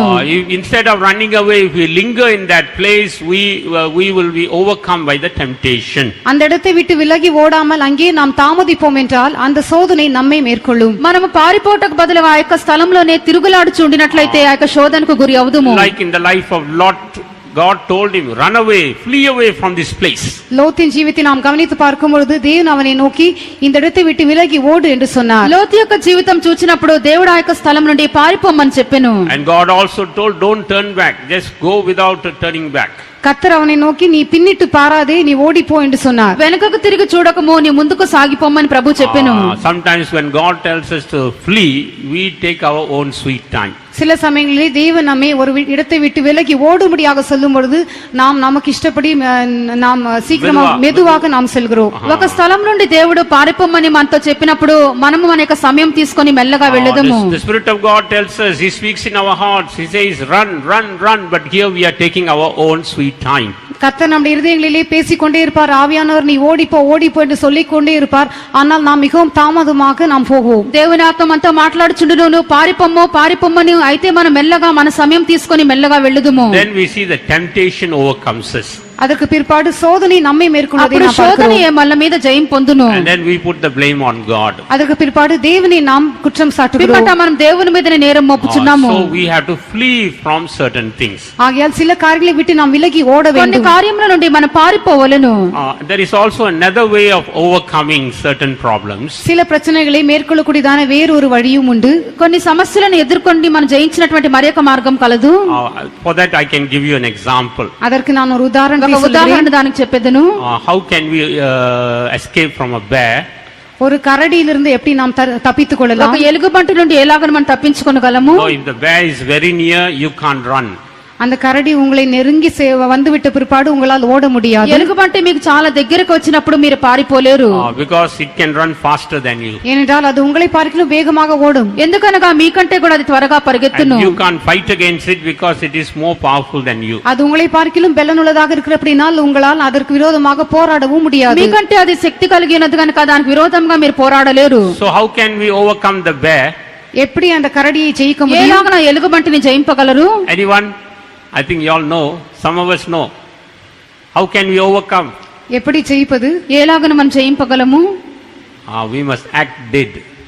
நாம் மரித்து போனவர்களை போல் நடிக்க வேண்டும். చచ్చిన వారి వలె మనం నటింపవలెను. So when you are dead, the bear will come and sniff and see whether there is life. நீங்கள் மரித்தவர்களை போல் நடிக்கும் பொழுது அந்த கரடி வந்து உங்களுக்குள்ளே ஜீவன் இருக்கிறதா இல்லையா என்று கண்டுபிடிக்க முடியாக முகர்ந்து பார்க்கும். అయితే మీరు చచ్చిన వారుగా ఉన్నారా లేరా అని చెప్పి చూచు నిమిత్తము ఆ యొక్క ఎలుగుబంటి మీ దగ్గరికి వచ్చి మిమ్మల్ని వాసన చూచును. That's why they say when you fall down, you must fall flat on the ground so that it may not sniff your nose. ஆகையால் தான் சொல்வார்கள் நீங்கள் விழும் பொழுது நீங்கள் முகம் குப்புற படுத்துக் கொள்ள வேண்டும். அப்பொழுது தான் உங்களுடைய மூக்கிலே சுவாசம் இருக்கிறதா என்பதை அந்த கரடி அறிந்து கொள்ள முடியாமல் போகும் என்று சொல்வார்கள். కావున మీరు కింద పడినప్పుడు మీరు బోర్ల పడి మీరు పడవలను అప్పుడే మీకు ముక్కులో శ్వాసం ఉన్నదా లేదా అని చెప్పి ఎలుగుబంటి తెలుసుకొనలేదు. So when it sees there is no life in you, it will leave and go away. உங்களிலே ஜீவன் இல்லை என்று அது பார்க்கும் பொழுது உங்களை விட்டு விட்டு போய்விடும். మీలో ప్రాణం లేదని చూచినప్పుడు మీ ఎద్దు నుండి పారిపోవును. So certain things we have to die. ஆகையால் சில காரியங்களிலே நாம் மரித்து போக வேண்டும். కొన్ని కార్యములకు మనం మరణింపవలెను. That's why St. Paul says, reckon yourself dead indeed unto sin. ஆகவே பரிசுத்த பவுல் சொல்லும் பொழுது பாவத்துக்கு மரித்தவர்களாக எண்ணிக்கொள்ளுங்கள் என்று சொல்லுகிறார். పాప విషయమై మీరు మృతులుగా ఉన్నారని ఎంచుకొనమని పరిశుద్ధ పౌలు చెప్పుచున్నాడు. But if we are still alive, that sin will overcome us. நாம் இன்னும் பிழைத்திருப்போம் என்றால் அந்த பாவம் நம்மை மேற்கொள்ளும். మనం ఇంకనూ జీవించుండినట్లయితే ఆ పాపం మనల్ని జయించును. That experience starts in water baptism. இந்த அனுபவம் தண்ணீர் ஞானஸ்நானத்திலே ఈ ஆரம்பமாகிறது. అనుభవము నీటి బాప్తిసములో ఆరంభమవుచున్నది. Now once I think last time also I gave the same example. கடந்த முறையும் நான் இதே உதாரணத்தை சொன்னேன் என்று யோசிக்கிறேன். గతసారి కూడా ఏక ఉదాహరణమే చెప్పి ఉన్నానని అనుకొనుచున్నాను. One brother was telling his problem to me over the phone. ஒரு சகோதரன் தொலைபேசியின் மூலமாக தன்னுடைய பிரச்சனையின் இடத்திலே சொல்லிக் ఒక கொண்டிருந்தார். సహోదరుడు ఫోన్ ద్వారా తన సమస్య చెప్పుచున్నాడు. After some time our pastor came there. கொஞ்ச நேரத்துக்கு பிற்பாடு நம்முடைய பாஸ்டர் அங்கே வந்தார். కొంతసేపటికి మన పాస్టర్ గారు అక్కడికి వచ్చిరి. He asked me, what did that brother say? அந்த சகோதரன் என்ன சொன்னார் என்று నా கேட்டார். యొక్క సహోదరుడు ఏమి చెప్పి ఉన్నాడని అడిగాను. He said that some of the people there are like a thorn in his flesh. அங்க இருக்கிறதான சில ஜனங்கள் தன்னுடைய மாம்சத்திலே முள்ளை போல் இருக்கிறார்கள் என்று சொன்னார் என்று சொன்னேன். అక్కడ ఉన్నటువంటి జనులు కొందరు తన యొక్క శరీరంలో ముళ్ళు వలె ఉన్నారని చెప్పాను. Like a thorn, they are going on giving pain to him. அந்த முள்ளை போல எப்பொழுதுமே அவரை வேதனைப்படுத்திக் கொண்டே இருப்பதாக சொன்னார் என்றேன். ముళ్ళు వలె గుర్చుచు ఎల్లప్పుడు కూడా వేదన కలిగించుచున్నారని చెప్పిరి. Then he told me, tell him the thorn is, you are able to feel the thorn because you are in the flesh. நீ மாம்சத்தில் இருக்கிறபடியினால் தான் அந்த முள்ளை உன்னால் உணர முடிகிறது என்று நீ அவரிடத்திலே சொல் என்று அவர் சொன்னார். అప్పుడు ఆయన నీవు అతనితో చెప్పుము, నీవు శరీరంలో ఉన్నావు గనక అది ముల్లుగా ఉన్నదని చెప్పి నువ్వు గ్రహించి ఉన్నావు. If you are in the spirit, you won't feel the pricking of the thorn. நீ ஆவியிலே காணப்பட்டால் அந்த முள்ளு உன்னை குத்துகிறது உன்னால் உணர முடியாது என்று சொன்னார். నీవు ఆత్మలో ఉండినట్లయితే ముల్లు నిన్ను గుచ్చుటను నువ్వు గ్రహింపలేవు. So we are able to feel the thorn because we are still in the flesh. நாம் இன்னும் மாம்சத்தில் இருக்கிறபடியினால் தான் அந்த முள்ளை நம்மால் உணர మనం முடிகிறது. ఇంకనూ కూడా మన శరీరంలోనే ఉన్నాం గనక ఆ ముల్లును మనం గ్రహించుచున్నాము. Praise be to God. கர்த்தருக்கு దేవునికి ஸ்தோத்திரம். So స్తోత్రము. we overcome certain things by being in the spirit. ஆகையால் சில காரியங்களை நாம் ஆவியில் இருப்பதின் மூலமாக కొన్ని ஜெயிக்கிறோம். కార్యములను ఆత్మస్థానంగా ఉండటను బట్టి మనం జయింపగలము. And certain things we can overcome by resisting. சில காரியங்களை நாம் எதிர்ப்பதின் மூலமாக మరి ஜெயிக்கலாம். కొన్ని కార్యములను ఎదిరించి మనం That's జయింపగలము. why in James chapter 4 verse 7 we read, resist the devil and he shall flee away. ஆகையால் யாக்கோபின் நிருபம் 4ஆம் அதிகாரம் 7ஆம் வசனத்தை நாம் வாசிக்கும் பொழுது பிசாசுக்கு எதிர்த்து நில்லுங்கள் அப்பொழுது அவன் உங்களை விட்டு ஓடி போவான் என்று பார்க்கிறோம். యాకోబు 4వ అధ్యాయము 7వ వాక్యం మనం చదివినప్పుడు అపవాదిని ఎదిరించుడి అప్పుడు వాడు పారిపోవును. Before resisting, what should we do? எதிர்த்து நிற்பதற்கு முன்பாக நாம் என்ன செய்ய வேண்டும்? ఎదిరించుటకు ముందుగా మనం ఏం చేయవలెను? According to that verse, இந்த வசனத்தின்படி ఈ యొక్క వాక్యానుసారముగా submit yourself to God. தேவனுக்கு கீழ்ப்பட்டிருக்க வேண்டும். దేవునికి లోబడి ఉండవలెను. When we submit ourselves to God, God's protection, God's power is in us. நாம் தேவனுக்கு கீழ்ப்படிந்திருக்கும் பொழுது தேவனுடைய பாதுகாப்பு தேவனுடைய வல்லமை நம்மோடு இருக்கும். దేవునికి మనం లోబడినప్పుడు దేవుని యొక్క సంరక్షణ మనతో కూడా ఉండును. With that power, we can resist the devil. அந்த வல்லமை கொண்டு நாம் பிசாசை எதிர்க்கலாம். ఆ యొక్క శక్తితో మనము సాతాను జయింపగలము. When we resist the devil with that power, he shall flee away from us. அந்த வல்லமை கொண்டு பிசாசை நாம் எதிர்க்கும் பொழுது அவன் நம்மை விட்டு ஓடி ఆ యొక్క போவான். శక్తితో అపవాదిని ఎదిరించినప్పుడు వాడు పారిపోవును. Praise be to God. கர்த்தருக்கு దేవునికి ஸ்தோத்திரம். స్తోత్రము. And finally, there is one more way of overcoming this temptation. கடைசியாக இந்த சோதனையை மேற்கொள்ளக்கூடியதான வேறு ஒரு வழி உண்டு. చివరగా యొక్క శోధన జయించినటువంటి మరొక మార్గం ఉన్నది. That's what we read in James chapter 5 verse 11. இதைத்தான் யாக்கோபு நிருபம் 5ஆம் அதிகாரம் 11ஆம் வசனத்திலே நாம் வாசிக்கிறோம். యాకోబు 5వ అధ్యాయము 11వ వాక్యంలో చదువుచున్నాము. Read that verse. இந்த வசனத்தை வாசிப்போம். இதோ பொறுமையாயிருக்கிறவர்களை பாக்கியவான்கள் என்கிறோமே. யோபின் பொறுமையை குறித்து கேள்விப்பட்டிருக்கிறீர்கள். கர்த்தருடைய செயலின் முடிவையும் கண்டிருக்கிறீர்கள். கர்த்தர் மிகுந்த உருக்கமும் இரக்கமும் உள்ளவராயிருக்கிறாரே. Read also James 1:12. யாக்கோபு 1ஆம் அதிகாரம் 12ஆம் வசனத்தை యాకోబు வாசிப்போம். మొదటి అధ్యాయము 12వ వాక్యము. சோதனை சகிக்கிற மனுஷன் பாக்கியவான், அவன் உத்தமன் என்று விளங்கின பின்பு கர்த்தர் தம்மிடத்தில் அன்பு கூறுகிறவர்களுக்கு வாக்குத்தத்தம் பண்ணின ஜீவ கிரீடத்தை பெறுவான். So here we see how we can overcome this temptation. இங்கே நாம் சோதனையை எப்படி ஜெயிக்கலாம் என்பதை நாம் பார்க்கிறோம். ఇక్కడ శోధన మన మేలాగను జయింపగలమని చూస్తున్నాము. Here that we can overcome the temptation by enduring. நாம் சகிப்பதின் மூலமாக பொறுமையா இருப்பதின் மூலமாக சோதனையை ஜெயிக்கலாம். శోధన మనము సహించటను బట్టి మనం జయింపగలము. So this is like an endurance test. இது சகிப்பு தன்மையை சோதிக்கிறதான ஒரு சோதனையாக ఇది இருக்கிறது. సహనమునకు ఒక పరీక్ష. You know, some of these uniformed groups, if you go, they will test you first. சில சில இந்த அரசாங்க துறையில மற்ற இருக்கிற இந்த யூனிஃபார்ம் உள்ளதான குரூப்ல சேர்ந்தா அதில் தேர்ந்தெடுக்கிறதுக்கு முன்னதாக உங்களை சோதிப்பார்கள். லைக் சே இந்த military, it's a uniform group, they will test you first. நாம் ராணுவம் போன்றதான சில குழுக்களிலே சேரும்படியாக போகும்பொழுது நம்மை சோதிப்பார்கள். సైన్యము మిగిలినటువంటి యూనిఫామ్ ధరించినటువంటి వారి యుద్ధకు మనం చేరవాలంటే వారు మనల్ని పరీక్షించెదరు. One test is called an endurance test. அதிலே ஒன்று endurance test, அதாவது நம்முடைய சகிப்புத்தன்மையை சோதிக்கும். దానిలో ఒకటి మన యొక్క సహనమును పరీక్షించుట. How much you can endure. நாம் எந்த அளவுக்கு சகிக்கக்கூடியவர்களாக ఎంతగా இருக்கிறோம். మనం సహింపగలము. There we see one test is not just one test, it will be a series of tests together. இதிலே ஒரு சோதனை என்று சொல்லும்போது அது ஒரே ஒரு சோதனை அல்ல, பல சோதனைகள் சேர்ந்து ஒரு சோதனை என்று எண்ணப்படும். అది పరీక్ష అన్నప్పుడు ఒకే ఒక పరీక్ష కాదు, అనేక విధములుగా పరీక్షింపబడుదురు. By the time you come to the last station, நீங்கள் கடைசி இடத்திற்கு வருவதற்கு முன்பாக, చివరి స్థానమునకు మీరు వచ్చటకు ముందుగా, you see you would have been tested in so many things. பல காரியங்களிலே நீங்கள் சோதிக்கப்பட்டிருப்பீர்கள். అనేక విషయంలో మీరు పరీక్షింపబడి ఉందురు. And I think almost all your strength would have been drained by then. அதற்குள்ளாக உங்களுடைய பலன் எல்லாம் நீங்கள் இழந்து போயிருப்பீர்கள். పూర్తిగా మీ యొక్క బలము మీరు కోల్పోయి ఉందురు. But only when you come out with good marks in the last station, then you are considered as having endured.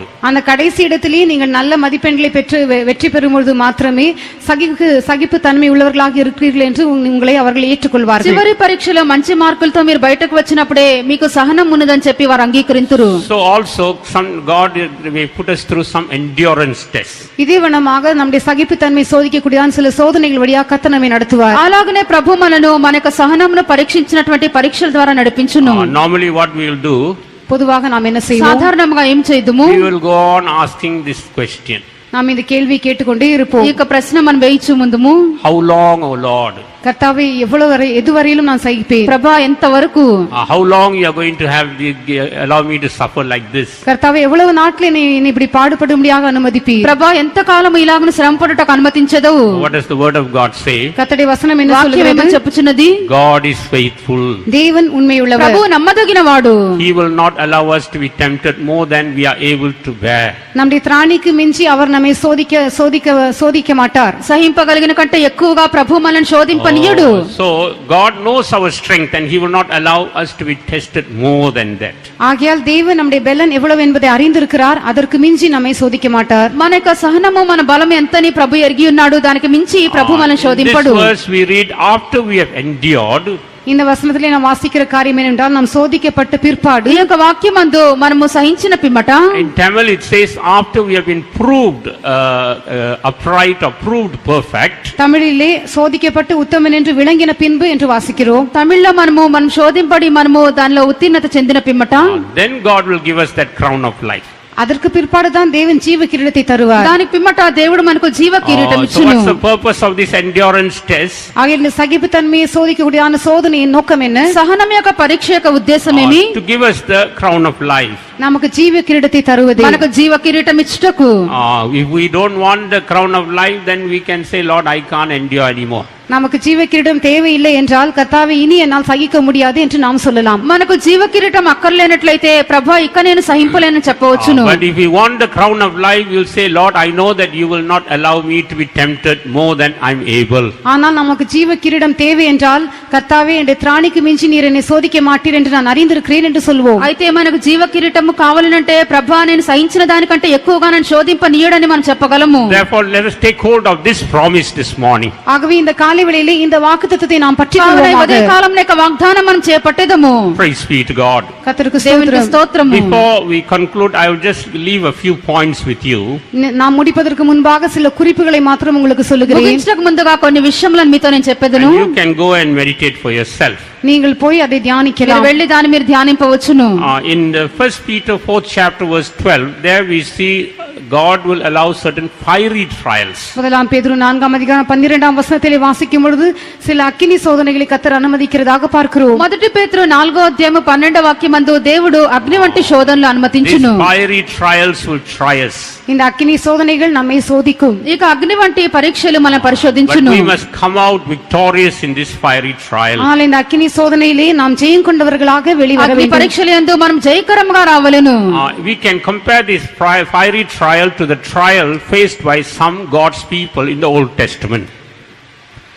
We can compare this fiery trial to the trial that some of God's people faced in the Old Testament. இந்த அக்கினி சோதனையை பழைய ஏற்பாட்டு காலத்திலே தேவனுடைய சில பரிசுத்தவான்கள் சந்தித்ததான அக்கினி சோதனையோடு நாம் ஒப்பிடலாம். పాత నిబంధన కాలంలో కొంతమంది పరిశుద్ధులు ఎదుర్కొన్నటువంటి ఇక శోధనకు ఇక అగ్ని పరీక్షను మనం పోల్చవచ్చును. In Daniel 3rd chapter, தானியேல் 3ஆம் அதிகாரம் దానియేలు 3వ అధ్యాయము in verses 21 and 27, we see how some God's people were thrown into the burning furnace. 21ஆம் 27ஆம் வசனங்களை வாசிக்கும் பொழுது சில தேவ ஜனங்கள் எரிகிறதான அக்கினி சூளையிலே வீசி எறியப்பட்டதாக நாம் பார்க்கிறோம். 21, 27 వాక్యములను చదివినప్పుడు దేవుని యొక్క జనులు మండు ఆ గుండంలో పడవేయబడి ఉన్నారు. I am not going to go into the details. நான் ஆழமாக இதற்குள்ளே கடந்து போவதில்லை. నేను దీని యొక్క వివరములన్నీ కూడా But I చెప్పబోటలేదు. am just going to leave with you certain points for your meditation. நீங்கள் தியானிக்கும்படியாக சில குறிப்புகளை மாத்திரம் உங்களுக்கு முன்பாக வைக்க మీకు விரும்புகிறேன். ధ్యానము కొరకు కొన్ని విషయములను మీ ఎదుట ఉంచుచున్నాను. In these two verses, they were thrown into the fire. இந்த இரண்டு வசனங்களிலே அவர்கள் அக்கினி சூளைக்குள்ளே வீசி எறியப்பட்டார்கள். ఈ రెండు వాక్యములందు వారు మండు గుండంలో పడవేయబడి ఉన్నారు. And what are the things the fire was testing them? இந்த அக்கினி அவர்களை எந்தெந்த விஷயத்திலே அவர்களை சோதித்தது? ఈ యొక్క అగ్ని ఏ ఏ కార్యములను వారిని పరిశోధించెను. In these two verses, we see the various garments they put on that were tested. இந்த இரண்டு வசனங்களிலே அவர்கள் தரித்துக் கொண்டதான பல வஸ்திரங்களை அந்த அக்கினி சோதித்ததாக நாம் ఈ రెండు பார்க்கிறோம். వాక్యములందు వారు ధరించినటువంటి పల్వేరు వస్త్రములను అగ్ని పరిశోధించి ఉన్నది. What was the first garment that was tested? சோதிக்கப்பட்டதான முதலாவது வஸ்திரம் என்ன? పరిశోధించబడినటువంటి మొదటి వస్త్రమేమి? The coats. Their coats were tested. அவருடைய சால்வைகள் சோதிக்கப்பட்டன. వారి యొక్క అంగీలు పరిశోధింపబడెను. In some other translation, it is said as mantle. தமிழிலே சால்வை என்று சொல்லப்பட்டிருக்கிறது, சில மொழிபெயர்ப்பிலே அங்கி என்று சொல்லப்பட்டிருக்கிறது. ఇక్కడ అంగీ అని వ్రాయబడినది, కొన్ని దాంట్లో దుప్పటి లేక వస్త్రం అని What does వ్రాయబడినది. this mantle show? இந்த சால்வை எதை காட்டுகிறது? ఈ అగ్ని దేనిని It సూచించినది? shows the anointing we have received. அது நாம் பெற்றுக்கொண்டிருக்கிறதான அபிஷேகத்தை మనం காட்டுகிறது. పొందినటువంటి అభిషేకమైనది. So even our anointing will be tested. ஆகையால் நம்முடைய அபிஷேகமும் கூட சோதிக்கப்படும். మన యొక్క అభిషేకం కూడా పరిశోధింపబడును. Anointing is also like a fire. அபிஷேகமும் கூட ஒரு அக்கினியை போல் இருக்கிறது. అభిషేకం ఒక అగ్ని వలె ఉన్నది. This anointing must overcome that fiery trial. இந்த அபிஷேகமானது அந்த அக்கினி சோதனையை ஜெயிக்க வேண்டும். ఈ యొక్క అభిషేకము అగ్ని పరీక్షను జయింపవలెను. But when we decrease in the anointing, we will be burnt in that fire. ஆனால் நாம் அபிஷேகத்திலே குறைவுபடும் பொழுது அந்த அக்கினியிலே அந்த சோதனையிலே நாம் ஆண்டு போவோம். అభిషేకంలో మనం తగ్గిపోయినప్పుడు ఆ యొక్క శోధనలో కాలిపోయేదము. What is the next garment that was tested? சோதிக்கப்பட்டதான அடுத்த வஸ்திரம் என்ன? రెండవదిగా ఏది శోధింపబడి ఉన్నది? In English it is said as hosen. இரண்டாவது 21ஆம் அதிகாரம் 21ஆம் வசனத்துல 1:21ல அடுத்து என்ன? நிசார்கள். There it's in English it is said hosen, or it speaks about our inner holiness. நிசார்கள் என்று சொல்லப்பட்டிருக்கிறது. இது நம்முடைய உள்ளான பரிசுத்தத்திற்கு அடையாளமாக இருக்கிறது. నిలువటంగి అని వ్రాయబడినది, ఇది మన అంతరంగ పరిశుద్ధతకు సూచనగా ఉన్నది. This fiery trial will come and test our inner holiness. இந்த அக்கினி பரிசோதனை வந்து நம்முடைய உள்ளான பரிசுத்தத்தை சோதித்து అగ్ని பார்க்கும். పరీక్ష మనకు అంతరంగిక పరిశుద్ధతను పరిశోధించును. Holiness is also like a fire. பரிசுத்தமும் கூட ஒரு அக்கினியை போல் పరిశుద్ధత இருக்கிறது. కూడా ఒక అగ్ని వలె ఉన్నది. Our holiness must burn this fire. நம்முடைய பரிசுத்தமானது இந்த அக்கினியை சுட்டெரிக்க మన வேண்டும். యొక్క పరిశుద్ధత యొక్క అగ్నిని కాల్చివేయవలెను. The fire of that holiness must be burning in our lives. பரிசுத்தம் எனும் அக்கினி நம்முடைய ஜீவியத்திலே பற்றி எரிந்து கொண்டிருக்க வேண்டும். పరిశుద్ధత అన్నటువంటి అగ్ని మన యొక్క జీవితంలో మండుచూ ఉండవలెను. Praise be to God. கர்த்தருக்கு దేవునికి ஸ்தோத்திரம். స్తోత్రము. Thirdly, what was the garment that was tested? மூன்றாவதாக சோதிக்கப்பட்டதான வஸ்திரம் என்ன? మూడవదిగా పరిశోధించబడిన వస్త్రము Their hats. அவருடைய பாகைகள். వారి యొక్క పై వస్త్రములు. Hats, what does that show? பாகை என்றால் என்ன? ఇతర తర్జుమల పాగా అయిన That దానిగా shows ఏమి? the hope of salvation. பாகை என்பது நம்முடைய ரட்சிப்பின் நம்பிக்கையாக இருக்கிறது. పాగా అనగా మన యొక్క రక్షణ నిరీక్షణ అయినది. In 1 Thessalonians 5:8 we read about the hope of salvation. முதலாம் தெசலோனிக்கேயர் 5ஆம் அதிகாரம் 8ஆம் வசனத்திலே ரட்சிப்பின் நம்பிக்கையை பற்றி நாம் வாசிக்கிறோம். మొదటి దశలోనిక 5వ అధ్యాయం 8వ వాక్యమందు రక్షణ నిరీక్షణ గురించి That చదవగలము. also must be burning in us like a fire. இதுவும் கூட நமக்குள்ளே அக்கினியை போல் எரிந்து ఇది கொண்டிருக்க కూడా வேண்டும். మన జీవితంలో అగ్ని వలె మండవలెను. We must not allow this fiery trial to burn our hope. இந்த அக்கினி சோதனை நம்முடைய நம்பிக்கையை பட்சித்து போடும்படியாக நாம் இடம் கொடுக்க అగ్ని கூடாது. పరీక్ష మన యొక్క నిరీక్షణను కాల్చివేయటకు చోటు ఇవ్వకూడదు. Here look at this, the people Shadrach, Meshach and Abednego, they said that even if we die, we are going to hold on to that hope. இந்த சாத்ராக் மேஷாக் ஆபேத்நேகோ இவர்களை நோக்கி பாருங்கள், நாங்கள் மரிக்க நேரிட்டாலும் நாங்கள் எங்களை நம்பிக்கையை நாம் விடமாட்டோம் என்று சொல்கிறார்கள். శత్రుకు మేషకు అబేద్నెగో అను వారిని చూడుడి, మరణించినప్పటికీ నీ నిరీక్షణ వదిలిపెట్టమని Because they చెప్పిరి. know that even if they die, they have something concrete in eternity. ஏனென்றால் அவர்களுக்கு தெரியும், அவர்கள் மரித்தாலும் நித்தியத்திலே அவர்களுக்கு உறுதியான ஒன்று இருக்கிறது. ఎందుకనగా వారు మరణించినప్పటికీ నీ నిత్యమందు వారికి స్థిరమైనది ఉన్నదని ఎరిగి ఉన్నారు. Praise be to God. கர்த்தருக்கு దేవునికి ஸ்தோத்திரம். స్తోత్రము. And what is the fourth aspect? நான்காவது அம்சம் என்ன? నాలుగవ కార్యమేమి? It is written there as garments. மற்ற வஸ்திரங்கள் என்று எழுதப்பட்டிருக்கிறது. తక్కిన వస్త్రములని వ్రాయబడును. This garment speaks about the righteousness and other experiences. இந்த மற்ற வஸ்திரங்கள் நீதி மற்றும் மற்ற அம்சங்களை காட்டுகிறது. తక్కిన వస్త్రములు నీతి మొదలైన కార్యములకు సూచనగా ఉన్నది. Garment of righteousness, garment of praise, glorious garment, and garment of needlework, and so on. So many other garments are there. நீதியின் சால்வை, துதியின் உடை, மகிமையான வஸ்திரங்கள், சித்திர தையலாடை இவைகளை எல்லாம் காட்டுகிறது. నీతి వస్త్రము, స్తుతి వస్త్రము, మహిమా వస్త్రములు, విచిత్రమైన వస్త్రము వీటికి సూచనగా ఉన్నది. This fire must not burn these garments. இந்த அக்கினியானது இந்த வஸ்திரங்களை சுட்டெரிக்க ఈ கூடாது. అగ్ని ఈ వస్త్రములను కాల్చివేయకూడదు. When we go through this fiery trial, we must look at these garments.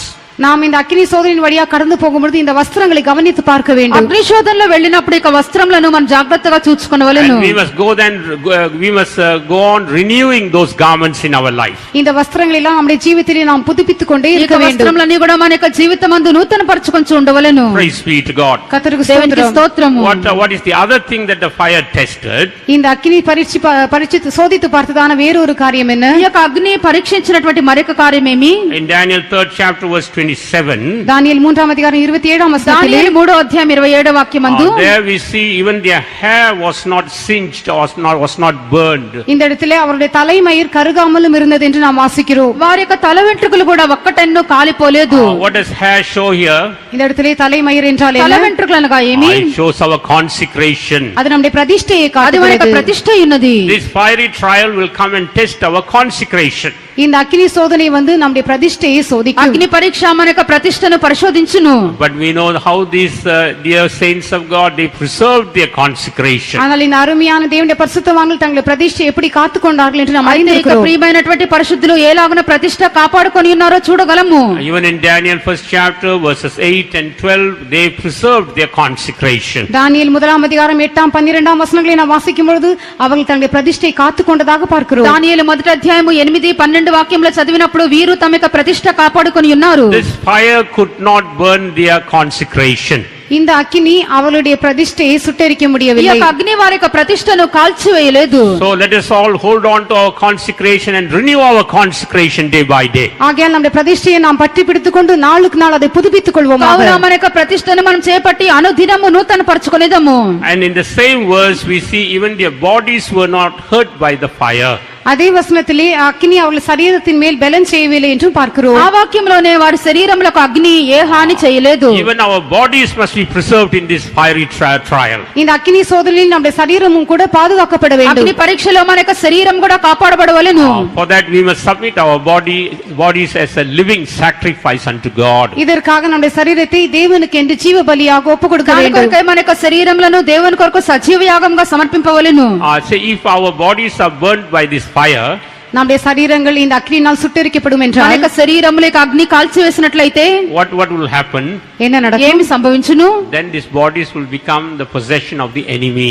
இந்த சரீரமானது சத்ருவின் இருப்பிடமாக மாறிவிடும். ఈ యొక్క శరీరములు శత్రువు యొక్క వశమునకు చెందును. That's why in the book of Nehemiah chapter 9 verse 37 we read, ஆகவே நெகேமியா 9ஆம் அதிகாரம் 37ஆம் வசனத்திலே நாம் வாசிக்கிறோம். నెహెమ్యా 9వ అధ్యాయం 37వ వాక్యంలో మనం చదివినప్పుడు then Nehemiah prays and says, Lord, the enemies have power over our body.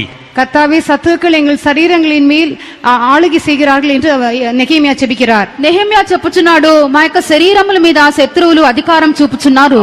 Are the enemies ruling over our bodies? சத்துருக்கள் நம்முடைய சரீரங்கள் மேல் ஆளுகை செய்கிறார்களா? శత్రువులు మన యొక్క శరీరముల మీద అధికారం Is చెలాయించున్నారా? sin ruling over our body?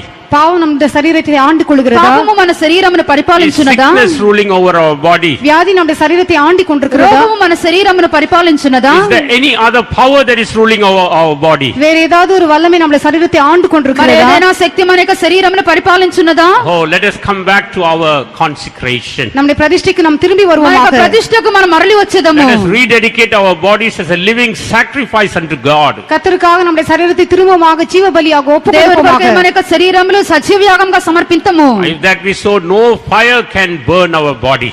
அப்படி என்றால் எந்த அக்கினியும் நம்முடைய சரீரத்தை சுட்டரிக்க முடியாது అలాగైతే ఏ అగ్ని మన యొక్క శరీరమును కాల్చివేయలేదు Our body will be getting ready for that day of transformation. நம்முடைய சரீரம் அந்த மறுரூபத்தின் நாளுக்காக ஆயத்தமாகிக் கொண்டே రూపాంతర இருக்கும் దినమునకు మన యొక్క శరీరము సిద్ధముగా ఉండును But it has to go through this fire. ஆனால் அது சோதரி அக்கினியின் வழியாக கடந்து అయితే போக అగ్ని வேண்டும் ద్వారా అది వెళ్ళవలెను The Lord wants to make us more than conquerors even as He takes us through this fire. நாம் இந்த அக்கினியின் வழியாக கடந்து போகும் பொழுதும் கூட கர்த்தர் நம்மை முற்றிலும் ஜெயம் கொண்டவர்களாக மாற்றுவார் అగ్ని ద్వారా వెళ్ళినప్పటికీ ప్రభు మనను అత్యధికమైన విజయం పొందినట్లుగా చేయును Shall we all surrender our lives this morning? ஆகிய இந்த காலை வேளையில் நம்முடைய ஜீவித்தை ஒப்புக் கொடுப்போமாக అదే కాలంలో మన జీవితం Let us సమర్పించదము all be on our knees. நாம் நம்முடைய முழங்காலில் మనమందరం కూడా உட்காருவோம் Let us మోకరించదము all close our eyes. நம்முடைய கண்களை மூடுவோம் కన్నులను మూసేదము Let us all tell the Lord, நாம் கர்த்தரிடத்திலே మన சொல்லுவோமாக ప్రభువుకు చెప్పేదము Lord, I know that you are faithful. கர்த்தாவே நீர் உண்மையுள்ளவர் என்று நான் அறிந்திருக்கிறேன் ప్రభువా నువ్వు నమ్మకస్తుడవని ఎరిగి ఉన్నాను You will not allow me to be tempted more than I am able to bear. நான் என்னுடைய திராணிக்கு மிஞ்சி நீர் என்னை சோதிக்க மாட்டீர் என்று அறிந்திருக்கிறேன் సహింపగలిగిన దానికంటే ఎక్కువగా నన్ను శోధింపనీయవు అని ఎరిగి ఉన్నాను Along with the temptation, you will also make a way of escape. சோதனையோடு கூட அதை தப்பித்துக் கொள்ளும்படியாக போக்கியும் உண்டு பண்ணுவீர் என்று அறிந்திருக்கிறேன் అంతేకాదు శోధనతో కూడా తప్పించుకునే మార్గము కలుగజేయదు Therefore, I am surrendering my body, soul and spirit into your hands, O God. ஆகவே என்னுடைய ஆவி ஆத்மா சரீரத்தை கர்த்தாவை உம்முடைய கரங்களில் ஒப்புக் கொடுக்கிறேன் నా యొక్క ప్రాణాత్మ శరీరం మీ చేతికి Fill సమర్పించున్నాను me with your power, O God. என்னை உம்முடைய வல்லமையினால் நிரப்பும் మీ శక్తి చేత నన్ను నింపుము Fill me with your word, O God. உம்முடைய வசனத்தினால் என்னை నీ நிரப்பும் వాక్యం చేత నన్ను నింపుము Fill me with your spirit, O God. உம்முடைய ஆவியினால் என்னை నీ நிரப்பும் ఆత్మ చేత నన్ను నింపుము Help me to go through this fire and come out victoriously. இந்த அக்கினியின் வழியாக கடந்து போய் ஜெயம் கொண்டவனாக வெளியிலே வர ఈ கர்த்தர் యొక్క எனக்கு உதவி செய்யும் అగ్ని ద్వారా వెళ్లి జయంతో బయటకు వచ్చడానికి సహాయం చేయము Oh, I want to receive that crown of life. நான் அந்த ஜீவ கிரீடத்தை பெற்றுக்கொள்ள నాకు ఆ జీవ விரும்புகிறேன் కిరీటం కావాలను I do not want to lose this great prize that you have given me. நீர் எனக்கு தந்திருக்கிற பெரிதான அந்த பந்தய பொருளை நான் இழந்து போக விரும்பவில்லை నీవు నాకు అనుగ్రహించినటువంటి గొప్ప బహుమానము నేను పోగొట్టుకుంటకు ఇష్టపడలేదు At any cost, I want to receive that crown of God. என்ன நேரிட்டாலும் எப்படியாவது அந்த கிரீடத்தை நான் பெற்றுக்கொள்ள விரும்புகிறேன் ఏలాగైనా ఆ కిరీటం నేను పొందగోరుచున్నాను Let us all rededicate our lives. நம்முடைய జీవిத்தை திரும்பமாக பிரதிஷ்டை Amen. செய்வோமாக మరొకసారి జీవితం The Lord wants ప్రతిష్ఠించదము to fill us with His new grace.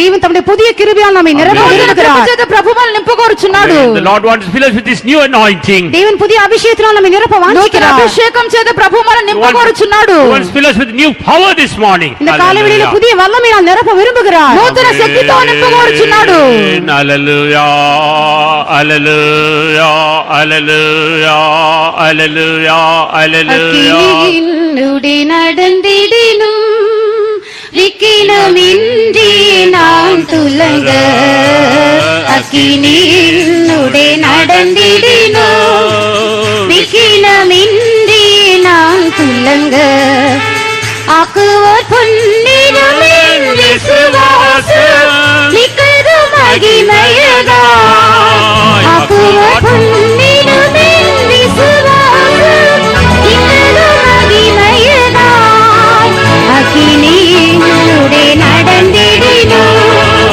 விக்கினமின்றி நான் துலங்க அக்கினியினுடைய நடந்திடினும் விக்கினமின்றி நான் துலங்க ஆக்குவோர் பொன்னிறமின் விசுவாசம் மிக்கது மகிமையதா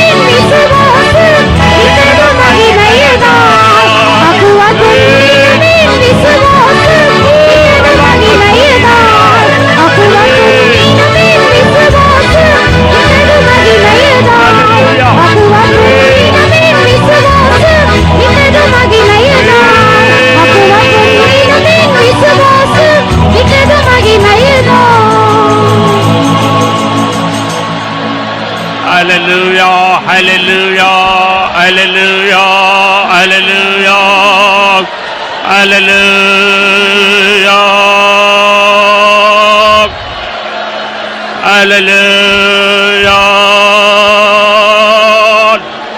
Hallelujah. Hallelujah. I have overcome and you shall also overcome. நான் ஜெயம் கொண்டேன் நீங்களும் ஜெயம் கொள்வீர்கள். నేను జయించి ఉన్నాను మీరు కూడా జయించెదరు. I overcame and I am alive and you shall also live because I have overcome. நான் ஜெயம் கொண்டேன் ஆகையால் பிழைத்திருக்கிறேன் நீங்களும் பிழைத்திருப்பீர்கள் நீங்களும் ஜெயம் கொள்வீர்கள். నేను జయించి ఉన్నాను కావున సజీవునిగా ఉన్నాను మీరు కూడా జయించెదరు జీవించెదరు. You look at me this morning. இந்த காலை வேளையிலே என்னை நோக்கி பாருங்கள். అదే కాలంలో నా తట్టు చూడుడి. Look at me, the overcomer. ஜெயம் கொண்ட என்னை நோக்கி பாருங்கள். జయించిన నా తట్టు చూడుడి. And I will make you more than a conqueror. நான் உங்களை முற்றிலும் ஜெயம் கொண்டவர்களாக மாற்றுவேன். అత్యధికమైనటువంటి విజయము నేను నీకు And I am ఇచ్చెదను. filling you with my power. என்னுடைய வல்லமையினால் உங்களை நிரப்புவேன். శక్తితో నింపుచున్నాను. Thus saith the Lord. இப்படியாக கர்த்தர் இருக்கிறார். సెలవిస్తున్నాడు. Hallelujah.